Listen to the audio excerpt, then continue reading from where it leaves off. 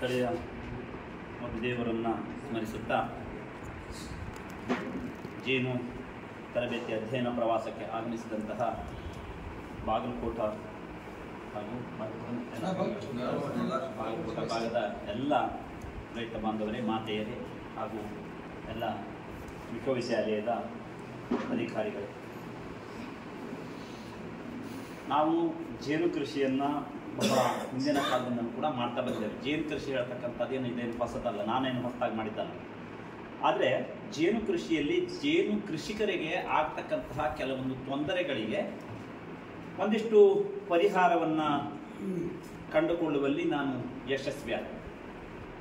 ಹಾಗಾಗಿ ಜೇನು ಕೃಷಿಯಿಂದನೇ ಜೀವನವನ್ನು ಮಾಡ್ಬೋದು ಇರುವಂಥದ್ದನ್ನು ನಾನು ನಿರೂಪಿಸಿ ತೋರಿಸಿದೆ. ಹಾಗಾಗಿಯೇ ನನಗೆ ಬೇರೆ ಬೇರೆ ಸರ್ ಹೇಳ್ದಂಗೆ ಬೇರೆ ಬೇರೆ ಎಲ್ಲ ವಿಶ್ವವಿದ್ಯಾಲಯಗಳಿರ್ಬೋದು ಅಥವಾ ಸರ್ಕಾರ ಇರ್ಬೋದು ನನ್ನನ್ನು ಗುರುತಿಸಿರೋದು. ಹಾಗಿದ್ರೆ ಈ ಜೇನು ಕೃಷಿ ಇದರಿಂದ ನಮಗೆ ರೈತರಿಗೆ ಏನು ಲಾಭ ಆಗ್ಬೋದು? ಈ ಜೇನು ಕೃಷಿಯಿಂದ ಪರಿಸರಕ್ಕೆ ಏನು ಕೊಡುಗೆ ಇದೆ?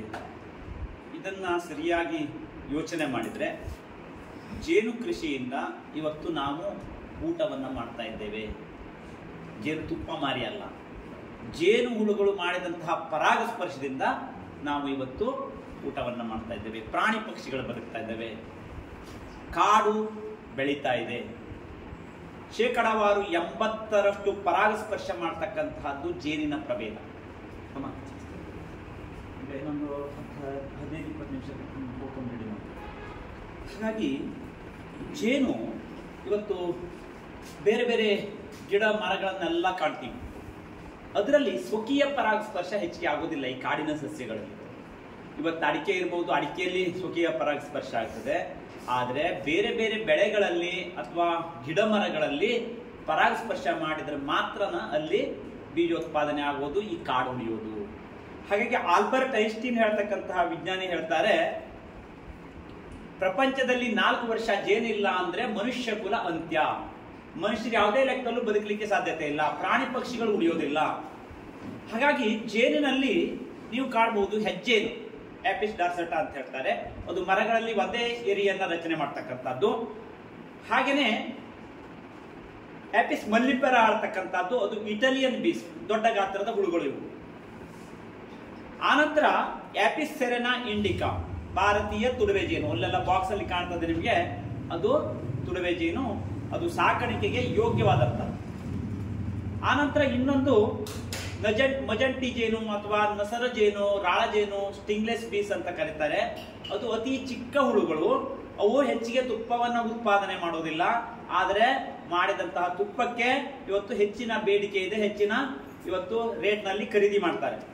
3,000 ರೂಪಾಯಿ 1 kg ಅದು.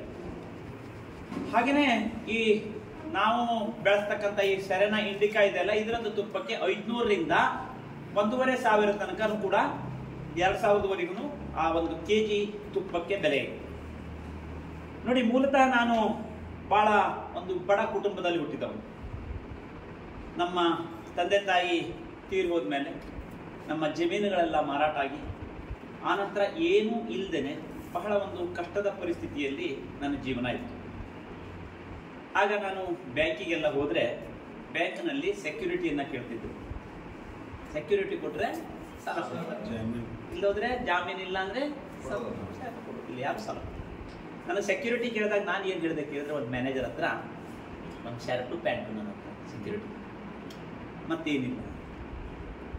ಅವ್ರು ಹೇಳಿದ್ರು ಸಾಲ ಕೊಡ್ಲಿಕ್ಕೆ ಆಗೋದಿಲ್ಲ.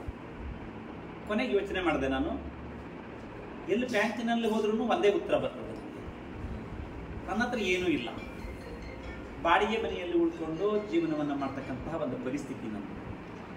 ಕೊನೆಗೆ ನಾನು 20,000 ರೂಪಾಯಿ ಬಂಡವಾಳವನ್ನು ನನಗೆ ಬೇಕಿತ್ತು. ಅದಕ್ಕೆ ಈ ಥರ ಯಾರು ಜಾಬ್ ಹೋಲ್ಡರ್ ಇದ್ದಾರೆ ಅವ್ರ ಕಡೆ ಹೋದೆ. ಫಸ್ಟ್ ನಾನು ಫಾರೆಸ್ಟ್ ಡಿಪಾರ್ಟ್ಮೆಂಟಿನ ಒಬ್ಬರು DF ಅವ್ರ ಹತ್ರ ನಾನು ಹೋಗಿ, ಅವ್ರ ಹತ್ರ ಹೋದಾಗ ಅವ್ರ ಹತ್ರ 500 ರೂಪಾಯಿ ಕೇಳ್ತೇನೆ. ನಮ್ಮಲ್ಲಿಗೆ ಬರ್ತಿದ್ರು, ಅವ್ರಿಗೆ ಸ್ವಲ್ಪ ಗೊತ್ತಿತ್ತು. ನಮ್ಮನಲ್ಲಿ ನಮ್ಮ ತಂದೆ ತಾಯಿ ಬಹಳ ಯಾರೂ ಬರಲಿ ಅವರಿಗೆ ಒಂದು ಅತಿಥಿ ಸತ್ಕಾರ ಮಾಡ್ತಕ್ಕಂತಹ ಗುಣವುಳ್ಳವರು. ಮೊದಲು ನಾನು ನನ್ನ ತಂದೆ ತಾಯಿಯನ್ನು ನೆನೆಸ್ತೇನೆ. ಯಾಕೆ ಕೇಳಿದರೆ, ನೋಡ್ರಿ, ಈ ಭೂಮಿಯಲ್ಲಿ ಬರಲಿಕ್ಕೆ ಒಂದು ತಂದೆ ತಾಯಿ ಹೇಳ್ತಕ್ಕಂತಹ ಜೀವಾತ್ಮಗಳು ಇಲ್ಲ ಅಂತಂದ್ರೆ ನಾವು ಈ ಪ್ರಪಂಚದಲ್ಲಿ ಜನಿಸ್ಲಿಕ್ಕೆ ಸಾಧ್ಯತೆ ಇಲ್ಲ. ಹಾಗೆ ಒಳ್ಳೆ ಸಂಸ್ಕಾರ ಕೊಡ್ತಕ್ಕಂಥದ್ದು ಕೂಡ ತಂದೆ ತಾಯಿನೇ. ಇವತ್ತು ನಮ್ಮನ್ನ ಯಾವ ರೀತಿಯಾಗಿ ಬೆಳೆಸಬೇಕು, ಯಾವ ರೀತಿಯಾಗಿ ಇದನ್ನು ಮಾಡಬೇಕು ಹೇಳ್ತಕ್ಕಂತಹ ನಿರ್ಧಾರ ಆ ತಂದೆ ತಾಯಿಯಲ್ಲಿರ್ತದೆ. ನಮ್ಮ ಆಯ್ಕೆ ಕೂಡ ಇರ್ತದೆ. ನಮ್ದು ಒಂದು ಚಿಕ್ಕ ಒಂದು ಇದನ್ನು ಹೇಳ್ತೇನೆ ನಾನು, ಪರಿಸ್ಥಿತಿಯನ್ನು. ನಾನು ಸಣ್ಣ ಇದ್ದೆ, ನಮ್ಮ ತಾಯಿ ತಂದೆ ಮತ್ತೆ ನಮ್ಮಲ್ಲಿ 9 ಜನ ನಾವು ಮಕ್ಕಳು. ನೋಡಿ, ನಾವು ಗಂಡಾದವರು ಏನು ಮಾಡ್ತೀವಿ ಕೇಳಿದರೆ, ನಮ್ಮ ಮಕ್ಕಳಿಗೆ ನಾನು ಅದನ್ನು ಕೊಟ್ಟೆ, ಇದನ್ನು ತಂದು ಕೊಟ್ಟೆ, ಇದನ್ನೆಲ್ಲ ನಾವು ಹೇಳ್ತೀವಿ. ಆದರೆ ಈ ತಾಯಿ ಇದ್ದಾಳಲ್ಲ, ಹೆಣ್ಣಾದವಳು ಯಾವತ್ತೂ ಕೂಡ ನಾನು ನಿನ್ನ ಮಲಮೂತ್ರಾದಿಗಳನ್ನು ತೆಗೆದು 4 ವರ್ಷ ನಿನ್ನನ್ನು ಸೇವೆ ಮಾಡಿದ್ದೇನೆ ಅಂತ ಹೇಳಿ ಯಾವ ತಾಯಿನೂ ಕೂಡ ಹೇಳಬೇಕು. ತಾನು ಅರೆ ಹೊಟ್ಟೆ ಉಂಡು ನಮ್ಮನ್ನ ಸಾಕ್ತಾ ಇದ್ರು ನಮ್ಮ ತಾಯಿ. ದೇವರಿಗೆ ಸಮ ನಮ್ಮ ತಂದೆ ತಾಯಿ. ನೋಡಿ, ನಮ್ಮ ತಾಯಿ ಒಂದ್ಸರ್ತಿ ಏನಾಯ್ತು ಕೇಳಿದ್ರೆ, ಬಹಳ ಕಡು ಬಡತನ ಅಂದ್ರೆ ಬಹಳ ದೊಡ್ಡ ಬಡತನ ನಮಗೆ. ಅವಾಗ ನಮ್ಮ ತಂದೆಯವರು ಒಂದು ಸಾರಿಯನ್ನ ತಂದ್ಕೊಟ್ರು ನಮ್ಮ ಅಮ್ಮನಿಗೆ. ಸಾರಿ ತಂದ್ಕೊಟ್ಕೊಳ್ಳೆ ನಮ್ಮ ಅಮ್ಮ ಏನ್ ಮಾಡಿದ್ರು ಕೇಳಿದ್ರೆ, ಮತ್ತೆ ಅದನ್ನ ಕಟ್ ಮಾಡಿದ್ರು.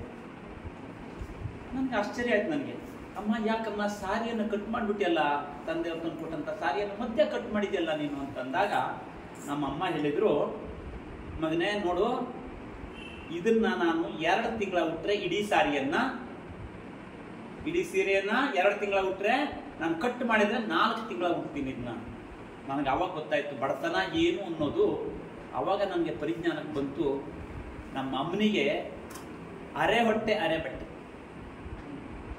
ಹೊಟ್ಟೆಗೆ ತಿನ್ನೋದು ಅಂತ ಕೇಳಪ್ಪ ಕೇಳಿದ್ರೆ, ಎಲ್ಲರಿಗೂ ಕೊಟ್ಟು ಮುಗಿದ ಮೇಲೆ ಇದ್ರೆ ತಾ ತಿನ್ನೋದು, ಇಲ್ಲ ಅಂದ್ರೆ ಅರೆ ಹೊಟ್ಟೆ ಉಪವಾಸ ಮಲ್ಗೋಡು. ನಮ್ಮಮ್ಮ ದಾರಿಯಲ್ಲಿ ಯಾರಾದ್ರೂ ಬಂದ್ರು, ಬಡವ ಇದ್ರು ಪಾಪ ಅಂತ ಹೇಳಿ ಅವನಿಗೆ ತೆಗೆದು ಕೊಟ್ಟು ಬಿಡೋದು. ನಮ್ಮಮ್ಮ ಬಹಳ ಒಂದು ಘನತೆ ಇರ್ತಕ್ಕಂಥದ್ದು. ಬಡತನ ಆಯ್ತು ಹಾಗಂತ ಹೇಳಿ, ಅಷ್ಟೇ ಕೊಡು ಬಡತನ. ಆದ್ರೂ ಕೂಡ ಅದನ್ನು ಲೆಕ್ಕಿಸದೆ ದಾರಿ ಹೋಗ್ಲಿಕ್ಕೆ ಕೂಡ ಕಾರಣ ಕೊಡ್ತಕ್ಕಂತಹ ಒಂದು ಮನೋಭಾವನೆ ನಮ್ಮ ಅಮ್ಮ. ಕೊನೆಗೆ ಏನಾಯ್ತು ಕೇಳಿದ್ರೆ, ನಮಗೆ ಒಂದು ಬಹಳ ದುಃಖ ಅನ್ನಿಸ್ತು. ನಮ್ಮ ಅಮ್ಮನಿಗೆ ಏನಾದ್ರೂ ಮಾಡಿ ಒಂದು ಸಾರಿಯನ್ನು ತಂದು ಕೊಡ್ಬೇಕು ನಾನು ಅಂತ ಹೇಳಿ ನಾನು ನಿರ್ಧಾರ ಮಾಡಿದೆ. ಹಾಗೆಯೇ ಏನು ಮಾಡೋದು, ಬಹಳ ಕಷ್ಟ ಆಯ್ತು. ಒಂದು 7-8 ತಿಂಗಳುಗಳು ಆಯ್ತು. ಒಂದು ಸಾರಿಯನ್ನು ನಾನು ತಗೊಂಡೆ. ಸಾರಿ ತಗೊಂಡ್ ಕೂಡಲೇ ಸೀದಾ ಮನೆಗೆ ಬಂದೆ. ನಮ್ದೊಂದು ಸಣ್ಣ ಗುಡಿಸ್ಲಿತ್ತು. ಮನೆ ಬಾಗಿಲಿಗೆ ಬಂದ ತಕ್ಷಣ ನಮ್ಮ ಅಮ್ಮ ಅಲ್ಲೇ ನಿಲ್ಲು ಅಂತ, ಅಮ್ಮ ನಾನು ಸಾರಿ ತಗೊಂಡು ಬಂದಿದ್ದೇನೆ ನಿಮಗೆ. ನಮ್ಮ ಅಮ್ಮ ಹೇಳಿದ್ರು, ನನಗೆ ಸಾರಿ ಬೇಕಾಗಿಲ್ಲ, ನನಗೆ ಬೇಕಾಗಿರೋದು ನನ್ನ ಮಗ ಒಳ್ಳೆತನ ಆಗಬೇಕು. ನೀನು ಹೇಗೆ ತಗೊಂಡು ಬಂದಿ ಹೇಳು ಈ ಸಾರಿಯನ್ನು, ಯಾವ ರೀತಿಯಾಗಿ ನೀನು ತಗೊಂಡು ಬಂದಿ, ನಿನಗೆ ಎಲ್ಲಿಂದ ದುಡ್ಡು ಸಿಕ್ತಿದ್ಕೆ ಅದನ್ನು ಮೊದಲು ಹೇಳು ನೀನು. ನನಗೆ ಸಾರಿ ಬೇಕಾಗಿಲ್ಲ, ನನಗೆ ತುಂಡು ಸಾರಿ ಆದರೂ ಮರ್ಯಾದಯುತವಾಗಿ ನಾನು ಇರ್ತೇನೆ. ನಾನು ಒಂದು ಸತಿ ನನ್ನ ಮನಸ್ಸು ದುಃಖ ಆಯಿತು. ಒಂದು ಸತಿ ನನ್ನ ಮನಸ್ಸಿನಲ್ಲಿ ನಮ್ಮಮ್ಮ ನನಗೆ ಒಳ್ಳೆ ಸಂಸ್ಕಾರ ಕೊಡ್ತಾ ಇದ್ದಾಳೆ ಅಂತಕ್ಕಂಥದ್ದು ಮನಸ್ಸು ನನಗೆ ಬಂತು. ನಾನು ಮನೆಗೆ ಏನು ಮಾಡಿದೆ ಕೇಳಿದ್ರೆ, ನಾನು ಹಾಗೆ ಅಲ್ಲೇ ನಿಂತ್ಕೊಂಡಿದ್ದೆ. ಆಗಲೇ ಅಮ್ಮ ಹೇಳಿದ್ರು, ಹ್ಯಾಂಗೆ ತಂದು ಹೇಳ್ದಿ ನಾನು ಮೊದಲು ಹೇಳಿ ನನಗೆ ಕೊಡೋದು. ನಾನು ಹೇಳಿದೆ, ಅಮ್ಮ ನಾನು ಯಾರ ಮನೆಗೆ ಕದ್ದಿಲ್ಲ, ಯಾರ ಮನೆಗೆ ಮೋಸ ಮಾಡಿಲ್ಲ, ಏನಿಲ್ಲ. ಊರಲ್ಲಿ ಪೇರ್ಲೆ ಮರಗಳಿದ್ವು, ಅದಕ್ಕೆ ಕೆಳಗೆ ಬಿದ್ದು ಹೋಗ್ತಿದ್ವು. ಅದು ಆ ಪೇರ್ಲೆಕಾಯನ್ನ ಮಾರಾಟ ಮಾಡಿ 7-8 ತಿಂಗಳ ಹಿಡಿತು ನನಗೆ ನಿನಗೊಂದು ಸಾರಿ ತರಬೇಕಂತ ಹೇಳಿ ನಾನು ನಿರ್ಧಾರ ಮಾಡಿದ್ದೆ. ಆ ಪೇರ್ಲೆಕಾಯಿ ಯಾರನ್ನು ನಾನು ಇದನ್ನ ಮಾಡಿಲ್ಲ. ಅವ್ರ ಮನೆ ಪೇರ್ಲೆಕಾಯಿಗಳನ್ನ ಕೇಳಿ ಸ್ಕೂಲ್ ಚಾಲು ಆಗೋದ್ರೊಳಗೆ, ಸ್ಕೂಲ್ ಬಿಟ್ಟ ಮೇಲೆ ಮಾರಾಟ ಮಾಡಿ ನಾನು ಪ್ರಥಮವಾಗಿ ನಾನು ದುಡಿದು ನಿನಗೆ ಸಾರಿಯನ್ನು ತಗೊಂಡು ಬಂದಿದ್ದೇನೆ ಅಂತಂದೆ. ಅವಾಗ ನಮ್ಮಮ್ಮ ಹೇಳಿದ್ರು, ಬಾ ಆಗಿದ್ದೆ. ಆದರೆ ನಮ್ಮಮ್ಮ ದುರ್ದೈವ ನೋಡಿ, ನಮ್ಮಮ್ಮ ಒಂದು 4-5 ಸರ್ತಿ ಆ ಸಾರಿಯನ್ನು ಹುಟ್ಟಿದ್ದಾರೆ. ನಮ್ಮಮ್ಮ ತೀರ್ಬೋದು ನೋಡಿ, ನಮ್ಮ ತಂದೆಯವರು ತೀರಿ ಹೋಗಿದ್ದರು, ನಮ್ಮ ಅಮ್ಮ ತೀರೋದು.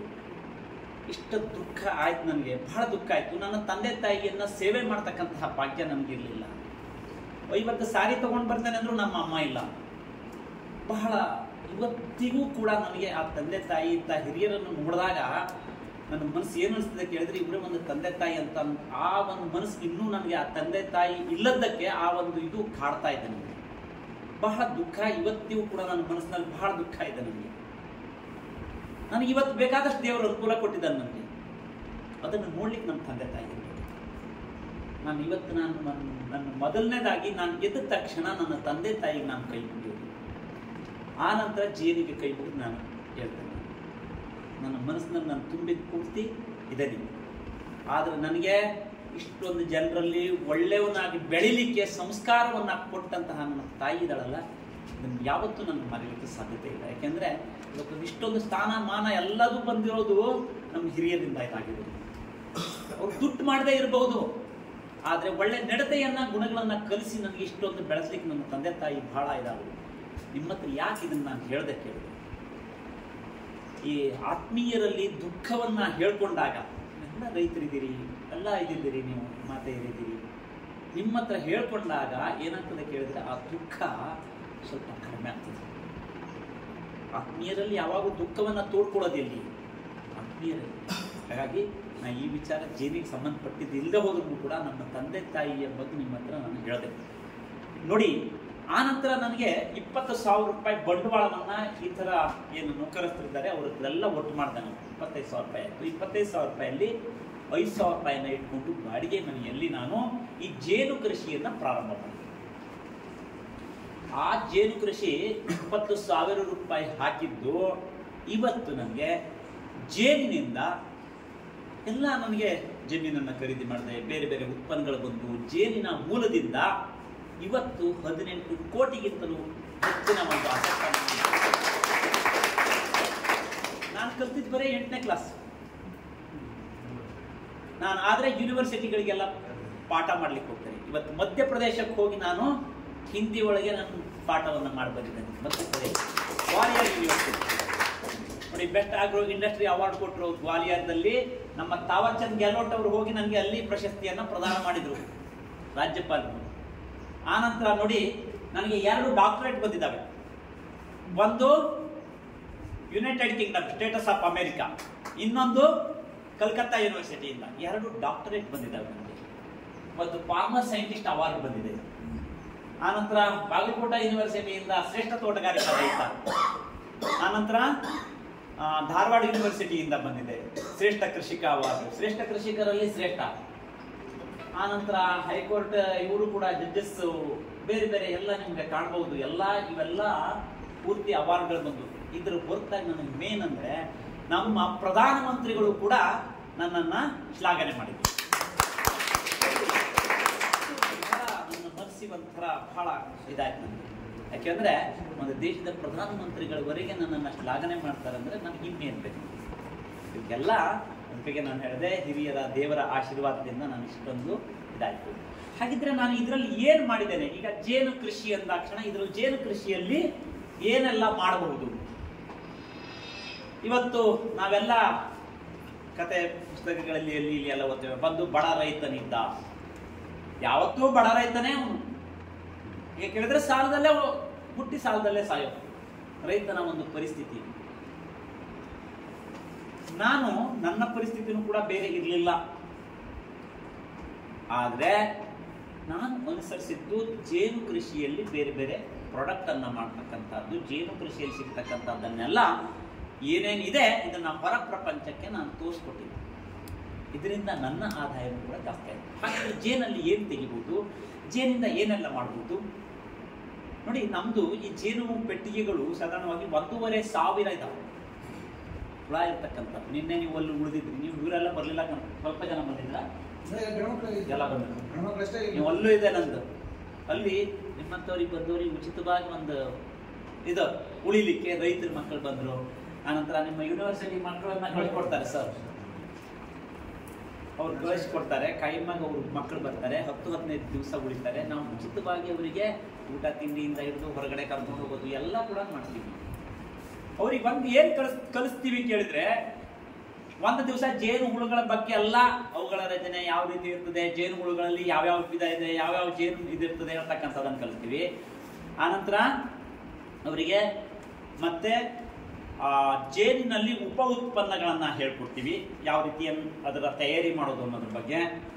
ಕೊನೆಗೆ ಆನಂತರ ಒಂದು ದಿವಸ ಔಷಧೀಯ ಸಸ್ಯಗಳ ಬಗ್ಗೆ, ಒಂದು ದಿವಸ ಸಂಸ್ಕಾರ. ಇವತ್ತೆಲ್ಲ ಮಕ್ಕಳು ನಿಮ್ಮಲ್ಲಿ ಬಂದಂಥ ಮಕ್ಕಳು ಕೊನೆಯಲ್ಲಿ ಅವರು ಪಾಪ ಅಲ್ಲ ಒಳ್ಳೆ ಯೂನಿವರ್ಸಿಟಿ, ನಮ್ಮ ಬಾಗಲಕೋಟ ಯೂನಿವರ್ಸಿಟಿ ಇದೆ ಅಲ್ಲ, ಬಹಳ ಅಲ್ಲಿ ಮಕ್ಕಳು ಕೂಡ ಅಷ್ಟೇ ಒಳ್ಳೆ ಮಕ್ಕಳಿದ್ದಾರೆ. ನಮ್ಮಲ್ಲಿ ಇವತ್ತು ಎಷ್ಟೋ ಬ್ಯಾಚ್ಗಳಾದ್ವು ಇಲ್ಲಿ ಬಂದವು, ಎಲ್ಲ ಹೇಳ್ತಾರೆ. ಅವರಿಗೆ ಕಲಿಸತಕ್ಕಂಥ ಈ ಒಂದು ಏನು ಇವರಿದ್ದಾರೆ ಲೆಕ್ಚರ್ಗಳು, ಬಹಳ ಚೆನ್ನಾಗಿ ಅವರನ್ನು ಸಂಸ್ಕಾರ ಕೊಟ್ಟು ಬೆಳೆಸಿದ್ದಾರೆ. ಇಲ್ಲಿ ಬಂದ ಮೇಲೆ ಎಲ್ಲದನ್ನೂ ಕಲ್ತ್ಕೊಂಡು ಹೋಗ್ತಾರೆ. ಈ ಒಂದು ಏನಿದೆ ಇದನ್ನೆಲ್ಲ ಜೇನಿಂದು ಔಷಧಿ ತಯಾರಿಕೆ ಈ ಥರದ್ದೆಲ್ಲನೂ ಕೂಡ ಮಾಡಿ ಆ ಜೇನು ಕೃಷಿ ಕೂಡ ಮಾಡ್ತಾರೆ ಎಷ್ಟೋ ಜನ ಮಕ್ಕಳು. ಇವತ್ತು ಮಾಡೋರಿದ್ದಾರೆ, ಜೇನು ಪೆಟ್ಟಿಗೆಗಳನ್ನ ಇಟ್ಕೊಂಡು ಅದನ್ನ ನಮ್ಮಲ್ಲಿಂದ ತಗೊಂಡೋಗಿ ಜೇನು ಪೆಟ್ಟಿಗೆಗಳನ್ನು ಸಾಕಿ ಜೇನು ತುಪ್ಪವನ್ನು ಕೊಟ್ಟಿದ್ದಾರೆ. ನಿಮ್ಮಲ್ಲಿ ಸ್ಟೂಡೆಂಟ್ ಮಾಡತಕ್ಕಂಥದ್ದು ನೋಡಿ. ಅದಕ್ಕೆ ನಾನು ಹೇಳೋದು ಏನು ಕೇಳಿದರೆ, ನಮ್ಮಲ್ಲಿ ಒಂದು ಆಸಕ್ತಿ ಇದ್ದರೆ ನಾವು ಹೇಗೂ ಕೂಡ ನಾವು ಒಂದು ಮಾಡ್ತೇವೆ. ನಮ್ಮಲ್ಲಿ ಆಸಕ್ತಿ ಇಲ್ಲ ಅಂದರೆ ನಮ್ಗೆ ಏನೂ ಇಲ್ಲ. ಇವತ್ತು ನಾನು ಹಾಗೆ ಕೂತಿದ್ದಿದ್ರೆ ನಾನು ಎಲ್ಲೋ ಇರ್ತಿದ್ದೆ. ಅದಕ್ಕೆ ನಾನು ಹೇಳೋದು, ನಮಗೆ ಸರಿಯಾದ ಒಂದು ಶ್ರದ್ಧೆ ಬೇಕು. ಶ್ರದ್ಧೆಯಿಂದ ನಮ್ಮ ಹತ್ರ ಎಲ್ಲವನ್ನು ಸಾಧಿಸಲಿಕ್ಕೆ ಸಾಧ್ಯತೆ ಇದೆ. ಹಾಗಿದ್ರೆ ಜೇನಲ್ಲಿ ನೋಡಿ ಏನೆಲ್ಲ ಉತ್ಪನ್ನಗಳಿದ್ದಾವೆ. ಜೇನು ಅಂದಾಕ್ಷಣ ಜೇನು ತುಪ್ಪವನ್ನು ಗೊತ್ತು. ಜೇನುತುಪ್ಪ ತಿಂತೀವಿ, ಆ ಜೇನು ಮೇಣವನ್ನು ಏನು ಮಾಡ್ತೀವಿ, ಜೇನು ಮೇಣ ಬರ್ತದಲ್ಲ, ಜೇನು ಮೇಣವನ್ನ ನಾವು ತಿಂದು ಎಲ್ಲ ಬಿಸಾಡಿರ್ತೀವಿ. ಆ ಜೇನು ಮೇಣವನ್ನ ಅದಕ್ಕೆ ಒಂದು ರೂಪವನ್ನ ಕೊಟ್ರೆ, ಜೇನನ್ನ ಹಾಗೆ ಮೇಣವನ್ನ ಹಿಂದೆ ಹಾಗೆ ಕೊಟ್ರೆ 150 ರೂಪಾಯಿ. ಅದನ್ನ ನಾವು ಪ್ರಾಸೆಸ್ ಮಾಡಿದ್ರೆ 850 ರೂಪಾಯಿ. ಅದನ್ನ ಫಿಲ್ಟರ್ ಮಾಡಿದ್ರೆ 850. ಇದೇ ಜೇನನ್ನ ಪ್ರಾಡಕ್ಟ್ ಅನ್ನಾಗಿ ಮಾಡಿದ್ರೆ ನೋಡಿ 10,000 ರೂಪಾಯಿ. ಜೇನಿನ ಇದು ರೂಪಾಂತರ ಹೇಗೆ ಪಡೀತು, ಅದರ ಮೌಲ್ಯ ಕೂಡ ಜಾಸ್ತಿ ಆಗ್ತಾ ಹೋಯ್ತು. ಇದು ಏನ್ ಮಾಡಿದೀವಪ್ಪ ಕೇಳಿದ್ರೆ ಮತ್ತೇನು ದೊಡ್ಡ ಇದಿಲ್ಲ ಇದರಲ್ಲಿ. ಜೇನಿನ ಮೇಣ, ಕೊಬ್ಬರಿ ಎಣ್ಣೆ, ಆನಂತರ ಬೀಟ್ರೂಟಿನ ಪೌಡರ್, ಇದನ್ನು ಹಾಕಿ ಲಿಪ್ ಬಾಮ್ ಅಂತ ಮಾಡಿದೀವಿ. ಈ ಲಿಪ್ ಬಾಮ್ಗೆ ಎಷ್ಟು ಬೇಡಿಕೆ ಇದೆ ಕೇಳಿದ್ರೆ ನಾವು ಎಷ್ಟು ಉತ್ಪಾದನೆ ಮಾಡಿದ್ರು ಕೂಡ ಎಲ್ಲ ಸೇಲ್ ಆಗುತ್ತದೆ. ಲಿಪ್ಟಿಕ್ ಮಾಡ್ತೀವಿ, ಲಿಪ್ ಬಾಮ್ ಮಾಡ್ತೀವಿ, ಆನಂತರ ಕಾಲಿಗೆ ಹಚ್ಚಲಿಕ್ಕೆ ಕ್ರೀಮ್ ಅನ್ನ ಮಾಡ್ತೀವಿ ಜೇನು ಮೇಣದಿಂದ. ಇದನ್ನೆಲ್ಲ ಮಾಡ್ತೀವಿ. ಜೇನನ್ನ ಮೇಣವನ್ನ ಫಿಲ್ಟರ್ ಮಾಡ್ತಕ್ಕಂಥದ್ದು ಇವೇ ಸ್ಟೂಡೆಂಟೇ ಮಾಡಿರ್ತಕ್ಕಂಥದ್ದು. ಈ ತರ ಎಲ್ಲ ಅದನ್ನ ಹಚ್ಚಿ ಮಾಡಿ ಹೋಗಿದ್ದಾರೆ ಅವರು. ಜೇನಿನ ಮೇಣವನ್ನ ಕರಗಿಸಿ, ಹಳೆ ಎರಿಯನ್ನೆಲ್ಲ ತಂದು ಕರಗಿಸಿ ಅದನ್ನ ಮೇಣವನ್ನು ಮಾಡಿ ಹೋಗಿದ್ದಾರೆ ಸ್ಟೂಡೆಂಟ್ ಬಂದವರು. ಅವ್ರು ಖಾಲಿ ಕೊಡಲಿಲ್ಲ, ಅವರು ಎಲ್ಲರೂ ಕಲ್ತ್ಕೊಂಡು ತಾವು ಸ್ವತಃ ಮಾಡಿ ಹೋಗಿದ್ದಾರೆ. ಈ ಜೇನಿನ ಮೇಣದಿಂದ ಈ ಲಿಪ್ ಬಾಮ್ ಮಾಡಿದ್ದೀವಿ. ನಿಮಗೆ ಹೊರಗಡೆ ಸಿಗ್ತಕ್ಕಂತಹ ಲಿಪ್ ಬಾಮ್ ಇರ್ಬೋದು, ಅಥವಾ ಲಿಪ್ಸ್ಟಿಕ್ ಇರ್ಬೋದು, ಲಿಪ್ ಗಾರ್ಡ್ ಇರ್ಬೋದು, ಇವೆಲ್ಲ ಏನಾಗ್ತದೆ ಕೇಳಿದ್ರೆ ಅದರಲ್ಲಿ ಪೆಟ್ರೋಲಿಯಂ ಜೆಲ್ಲಿ ಇರ್ತದೆ. ಪೆಟ್ರೋಲಿಯಂ ಜೆಲ್ಲಿ ನೀವು ಹಚ್ಚಿದಾಗ ಏನಾಗ್ತದೆ ಕೇಳಿದ್ರೆ ಒಂದ್ಸತಿ ತುಟಿ ಉರಿಯೋದು ಬಿರಿಯೋದು ಕಡಿಮೆ ಆಗ್ಬಹುದು. ಆದ್ರೆ ನೆನ್ಪಿಟ್ಕೊಳ್ಳಿ, ತುಟಿ ಕೊನೆಗೆ ಕಪ್ಪಾಗ್ತಾ ಹೋಗ್ತದೆ. ಆನಂತರ ಅದು ಹೊಟ್ಟೆ ಒಳಗೆ ಹೋಗ್ತದೆ. ಏನಿಲ್ಲ ಅಂದ್ರೂ ಬೇಡ ಅಂದ್ರೂ ತುಟಿಗೆ ಹಚ್ಚಿದ ಮೇಲೆ ಹೊಟ್ಟೆಗೆ ಹೋಗೇ ಹೋಗ್ತದೆ. ತುಟಿಗೆ ಹಚ್ಚಿದ್ದು ಹೊಟ್ಟೆಗೆ ಹೋಯ್ತು ಅಂತಂದ್ರೆ ಲೀವರ್ ಫಂಕ್ಷನ್ ಸ್ಲೋ ಆಗ್ತದೆ. ಇವತ್ತು ಮಕ್ಕಳಿಗೆಲ್ಲ ನಾವು ಬಯೋಲಿನ್ನು, ಬೇರೆ ಬೇರೆ ವ್ಯಾಸ್ಲಿನ್ ಈ ತರ ಎಲ್ಲ ತುಟಿಗಳಿಗೆ ತುಟಿ ಹೊಡೆದಾಗ ಹಚ್ತೀವಿ ನಾವು. ಆದರೆ ನೆನ್ಪಿಟ್ಕೊಳ್ಳಿ, ಇದರಿಂದ ಬಹಳ ದೊಡ್ಡ ಸಮಸ್ಯೆ ಆಗ್ತದೆ. ಲಿವರ್ ಪ್ರಾಬ್ಲಮ್ ಶುರುವಾಗ್ತದೆ, ಕೊನೆಗೆ ಡೈಜೆಷನ್ ಚೆನ್ನಾಗಿ ಆಗೋದಿಲ್ಲ. ಹಾಗಾಗಿ ಅದರ ಬದಲಿ ನಾವು ಜೇನಿನ ಮೇಣದನ್ನ ಮಾಡಿದ್ರೆ ನಿಮ್ಗೆ ಏನು ತೊಂದರೆ ಆಗೋದಿಲ್ಲ. ಇದನ್ನೇ ಲಿಪ್ಸ್ಟಿಕ್ ಮಾಡ್ಬೋದು. ಮಹಿಳೆಯರಿಗೆ, ಎಷ್ಟೋ ಮಹಿಳೆಯರಿಗೆ ಗೊತ್ತಿಲ್ಲ. ಬೆಂಗಳೂರಂತ ಸಿಟಿಗಳಲ್ಲಿ ನೀವು ಇಲ್ಲಿ ಮಹಿಳೆಯರು ಯಾರು ಇದನ್ನ ಹೆಚ್ಚಿಗೆ ಬಳಸೋದಿಲ್ಲ. ನೀವು ಬೆಂಗಳೂರಂತ ಸಿಟಿಗಳಿಗೆ ಹೋಗಿ ನೋಡ್ಬೇಕು, ತುಟಿ ಕೆಂಪಾದಂತೂ ಹೊರಗೆ ಬರೋದಿಲ್ಲ. ನಾನೊಂದು ಮಿನಿಸ್ಟರ್ ಪ್ರೋಗ್ರಾಮಿಗೆ ಕರೆಸಿದ್ರು ನಾನು ಅವ್ರ ಮನೆಗೆ. ಕೊನೆಗೆ ಹೇಳಿದ್ರು, ನಮ್ಮ ಹೆಣ್ಮಕ್ಳಿಗೆ ಸ್ವಲ್ಪ ಹೇಳ್ರಿ ಲಿಪ್ಸ್ಟಿಕ್ ಬಗ್ಗೆ ಅಂತ ಹೇಳಿದ್ರು. ಎಷ್ಟು ಜನ ಲಿಪ್ಸ್ಟಿಕ್ ಹಚ್ಚಿದ್ದಾರೆ ನೋಡ್ರಿ ಇಲ್ಲಿ ಅಂತ. ಅವಾಗ ಹೇಳಿದಾಗ ನಾನು ಅಂದ್ರೆ ಅಲ್ಲೊಂದು ಒಬ್ರು ಏನಂದ್ರು ಗೊತ್ತಾ, ಒಬ್ರು ಎದ್ನಿತ್ತು, ಇಲ್ರಿ ನಾವು ತುಟಿ ಮೇಲೆ ನಾಲ್ಗಿನೇ ತರೋದಿಲ್ಲ, ಹಾಗೆ ಮಾತಾಡ್ತೀವಿ ನಾವು ಅಂತ. ನಾನು ಹೇಳಿದೆ, ಕೆಲವೊಂದು ಉಚ್ಚಾರಗಳನ್ನ ಹೇಳ್ತೀನಮ್ಮ, ನೀವು ಹೇಳಿ ನೋಡೋಣ ಅಂತಂದು. ತುಟಿ ಮೇಲೆ ನಾಲ್ಗೆ ತರದೆ ನೀವು ಮಾತಾಡಿ ನೋಡೋಣ, ಕೆಲವೊಂದು ಉಚ್ಚಾರಗಳನ್ನು ನಾನು ಮಾತಾಡ್ತೇನೆ ನಾನು ಅಂತಂದಾಗ ಅವ್ರಿಗೆ ಕಡೆಗೆ ಬೇರೆ ಮಾತು ಹೊರಲಿಲ್ಲ. ಅವರು ಕೊನೆಗೆ ಅವರು ಎಷ್ಟು ಲಿಪ್ ಬಾಮ್ ತಂದಿದ್ರಿ ಅಂತ ಕೇಳಿದ್ರು. ಅಂದ್ರೆ ನೋಡ್ರಿ ಹೇಗಿರ್ತದೆ ಕೇಳಿದ್ರೆ, ಇದು ನಮ್ಮಲ್ಲಿ ಮಾಡ್ತಕ್ಕಂಥ ನ್ಯಾಚುರಲ್ ಪ್ರಾಡಕ್ಟ್. ಇವತ್ತು ಮಧ್ಯಪ್ರದೇಶಕ್ಕೆ ಹೋದಾಗ ನಮ್ಮ 300 ಬಾಟಲ್ ಆರ್ಡರ್, ಒಂದು ಇದಕ್ಕೆ 300 ಬಾಟಲ್ ಆರ್ಡರ್, ಒಂದು ಫಂಕ್ಷನ್ ಅಲ್ಲಿ ಒನ್ ಹೆಲ್ತ್ ಪ್ರೋಗ್ರಾಮ್. ಅಲ್ಲಿಯ ಯೂನಿವರ್ಸಿಟಿ VC ಅವರು ಬಹಳ, ನನ್ನ ಶುಕ್ಲಾ ಅವರು ಬಹಳ ಇದು ಮಾಡಿದ್ರು. ನಾನು ಎಷ್ಟು ಖುಷಿ ಪಟ್ಟರಂತವ್ರು, ಈ ತರ ಎಲ್ಲ ಪ್ರಾಡಕ್ಟ್ ಅನ್ನ ಮಾಡ್ತಾ ಇದ್ದೀರಾ, ನಮ್ಮ ಮಕ್ಕಳಿಗೆ ಮೊದಲನೇದಾಗಿ ನಾವು ಉಪಯೋಗ ಮಾಡ್ತೀವಿ ಅಂತ ಹೇಳಿ ಗ್ವಾಲಿಯರ್. ನೋಡಿ ನಾನು ಹೇಳೋದು ಏನ್ ಕೇಳಿದ್ರೆ, ಇದೆಲ್ಲ ನಮ್ಮಲ್ಲಿರ್ತಕ್ಕಂತಹ ಸಂಪನ್ಮೂಲವನ್ನ ಬಳಸಿ ನಾವು ಹೊರಗಿನವರಿಗೆ ಕೊಡೋದು, ಇಷ್ಟೇನೆ, ಇದೇನು ಬೇರೆ ಇದಿಲ್ಲ. ನಿತಿನ್ ಗಡ್ಕರಿ ಅವರು ನಮಗೆ ಅವಾರ್ಡ್ ಅನ್ನ ಕೊಟ್ಟರು, ಅವಾಗಲೂ ಕೂಡ ಹಾಗೆ ಹೇಳಿದ್ರು ಅವರು, ಇಷ್ಟೆಲ್ಲ ಇಂಥದ ಪ್ರಾಡಕ್ಟ್ ಎಲ್ಲ ಇದೆಯಾ ಅಂತ ಕೇಳಿದ್ರು ಅವರು. ಜೇನು ಅಂದ್ರೆ ನಮ್ಮ ಜೇನು ತುಪ್ಪ ಬಿಟ್ಟರೆ ಬೇರೆ ಗೊತ್ತೇ ಇದ್ದಿಲ್ಲ ಅಂತ ಪ್ರಪಂಚಕ್ಕೆ ತಿಳಿಸ್ಬೇಕಾಗಿದೆ.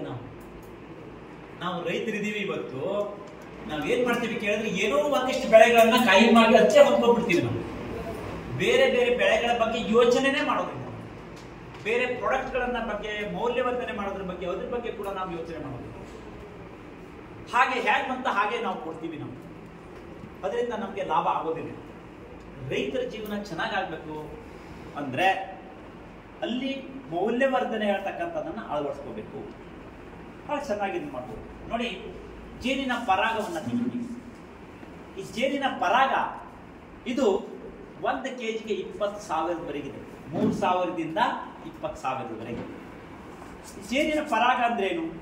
ಜೇನು ಹುಳುಗಳು ಹೊರಗೆ ಹೋಗ್ತದೆ, ಹೋಗಿ ಹೂವಿಗೆ ಹೋಗ್ತದೆ, ಹೂವಿಗೆ ಹೋದ್ಮೇಲೆ ಹೂವಿಂದ ಏನ್ ಮಾಡ್ತದೆ ಕೇಳಿದ್ರೆ, ಅಲ್ಲಿ ಪುಷ್ಪರಸ ಅಂತ ಇರ್ತದೆ, ಸಿಹಿಯಾದ ರಸ, ಅದನ್ನು ಹೀರ್ಕೊಳ್ತದೆ ಒಂದು ಗ್ರಂಥಿಯಲ್ಲಿ. ಆ ನಂತರ ಕಾಲಲ್ಲಿ, ಅಂದ್ರೆ ಪೋಲನ್ ಬಕೆಟ್ ಅಂತ ಹೇಳ್ತಾರೆ ಅದಕ್ಕೆ, ಅದರಲ್ಲಿ ಆ ಪರಾಗವನ್ನ ತಗೊಂಡು ಸೀದಾ ಗೂಡಿನೊಳಗೆ ಬರ್ತದೆ. ಅದು ಆ ಪರಾಗವನ್ನ ಶೇಖರಣೆ ಮಾಡಿ ಆಹಾರವಾಗಿ ಅದನ್ನ ತಿಂತದೆ.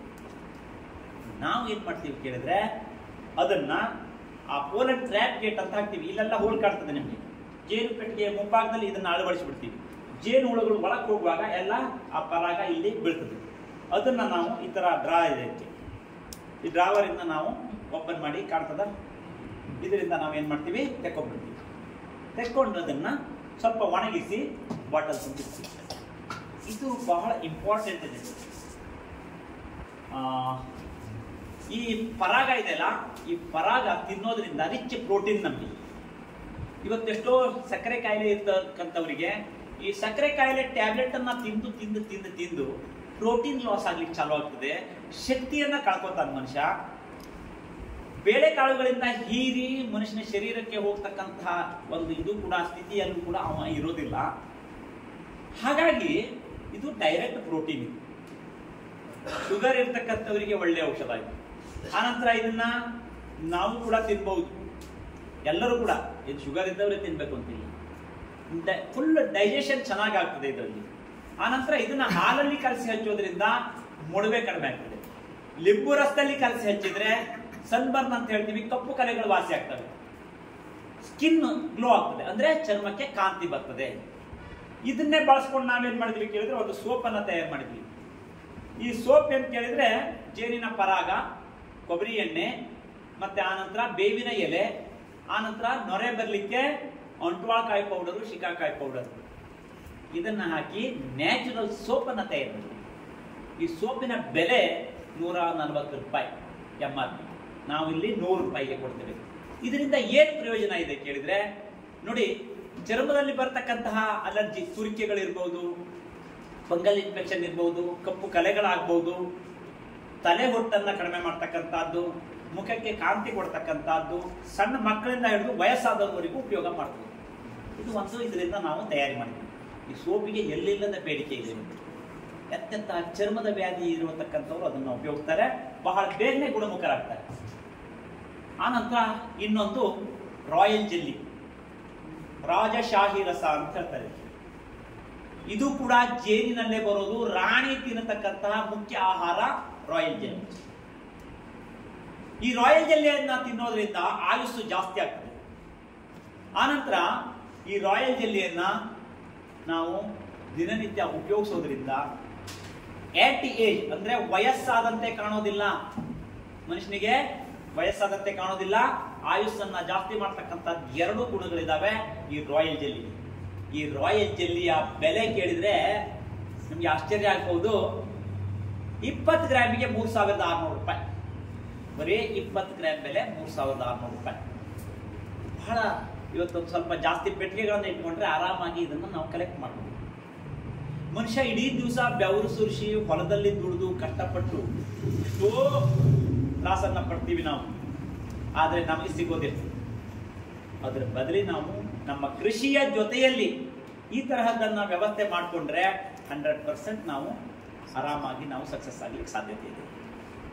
ಈ ರಾಯಲ್ ಜೆಲ್ಲಿಯನ್ನ ಚೈನಾ ಬೇರೆ ಬೇರೆ ದೇಶಗಳಲ್ಲಿ ಇದನ್ನ ಮುಖಕ್ಕೆ ಹಚ್ಚಲಿಕ್ಕೆ ಕೂಡ ಉಪಯೋಗಿಸ್ತಾರೆ. ನಮ್ಮಲ್ಲಿ ತಿನ್ಲಿಕ್ಕೆ ಇಲ್ಲ ನಮಗೆ, ಅಷ್ಟು ಇದಕ್ಕೆ ಬೇಡಿಕೆ ಇದೆ.